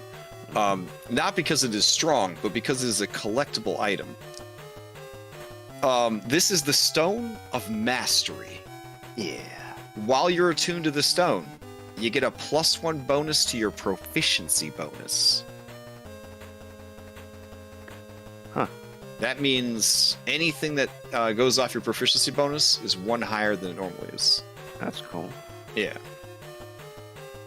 I mean, it's probably cooler if you're using like some of the new shit that came out in Tasha's that keys off of your proficiency bonus, but it's still pretty nice because I think that increases all of your saves, all of your attack rolls, and all of your skills, so it's a pretty damn good item. That is good. What did the other stone do? Did we ever learn that? The Moonstone is regeneration. 15 hit points. 15 that's hit points at the end of every hour. Yeah. Or an hour. Okay. Yeah. Cool. I would also say that it would allow you to reattach libs because that's what the old school one did. This one doesn't mention. This one doesn't mention that, but I would definitely say that it would allow you to reattach limbs. Not grow new ones, but it would at least allow you to reattach them. Okay. Which would have come into play if Spiky Boy had gotten to roll some initiative. That's okay. Oh shit. Yeah. It's all right. There's plenty more opportunities for Spiky Boy. Not in this campaign, but there'll be others. There'll be others. He's not mine. How do you Give feel? it to- How do you feel about give it to ancient Sunday. Greece? Give it to Sunday. Spikeus Boyicus. There we go. Yeah. Time to go to ancient Greece, bro. Dude, I want to fight a Monster Hunter monster in our Greek Yeah, glyphs. we've already fought one, so you can already check that off for Monday. Mm-hmm. Yeah. So you should give it to Sunday. All right. Dude, you know Will would be all about that shit. Oh, for sure. So in Paradise Vale, we've switched over to seasonal DMs. Like, so a lead DM is chosen to like run everything for like 6 to 8 weeks, and they get to play out like a storyline, and the other GMs have to support that storyline even if they don't like it. This is how you deal with DMs arguing with each other in your West Marches. And I can tell you right now, Dobbs is going to be Monster Hunter themed. So it's going to be like 6 to 8 weeks of Giphy Glyph monster hunting. So that sounds pretty exciting. Nice. Anyways, all right, we're at time, even with the slightly late start. I am eager to see how things turn out next week. If you do decide to make a map, let me know. I don't know, by, let's say, Tuesday. If you don't think you'll be able to make a casino map, let me know and I'll throw something together. Or if you draw a really ugly mock-up of what you want and you want me to doll it up a little bit, I could certainly try to do that for you on Tuesday or Wednesday of next week. Could be kind of fun thing to do. But, you know, it doesn't have to. We could always theater the mind it, so it's totally up to you. But, or, you know, if you have a casino map and we could just overlay it on this map, that'd be pretty fun too. There's a lot of easy ways to do it. So this will just be the Briar Rose Theater Part 2, I guess, Casino Edition. So I can't wait. Can't wait to see how this pans out. After that, you hopefully will have acquired all 3 of the stones and lift. You could fulfill your manifest destiny. Yeah. And save the princess. I will send you your weekly inspirational image via private chat so that we don't get our video banned. So Thank you. Appreciate it. All right. Anyone have any announcements before we adjourn? Otherwise, I'll just shill it and then we'll be done. Go once, go twice. I'll tell you what. I've got some time. You know, I'll just throw up throw the image into Microsoft Paint. Maybe do like a little rudimentary blueprint thing. I've got some time over the weekend, and I can work up a simple thing, and then you can work your magic on it after that. How's that? Sounds fantastic. All right. All right. Well, we played our game on FoundryVTT tonight, hosted on the ForgeVTT, and right now, Nord Games is having a Kickstarter for their Oracle tarot deck system. It's a deck of tarot cards that actually help you randomize encounters and could even be used to randomize entire adventures and entire campaigns. So if you're looking for inspiration, blah, blah, blah, it's actually, their products are pretty good at that. I use their treasure cards and their encounter cards and their trap cards when I'm designing encounters, whenever I get like writer's block or I need some inspiration. So you can check it out. And that's all I got. Hope everybody has a great weekend that's coming up. If you need me for anything, at me on the Discord. Keep in mind, Discord's got groovy bots, and we're level 2 boosted now. We got really good sound on our Discord. If you want to host a one shot or a campaign or something on the server, let me know, and we'll get a mod to set you up your own channels and stuff, so you can run a game.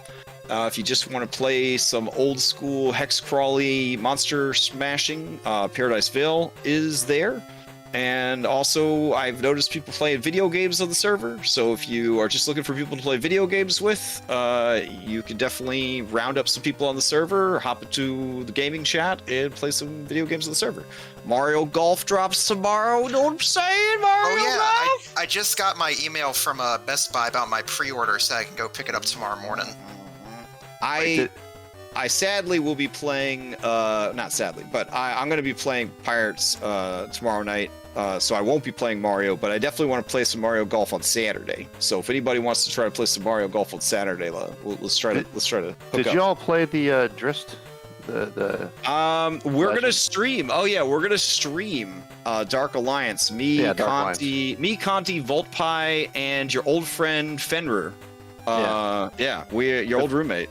The four of us are gonna stream that next Friday. Okay. If one drops out, let me know. I've got it. Okay, sweet. I heard it's remarkably bad, so I'm looking forward to it. Yeah, Sure it will be.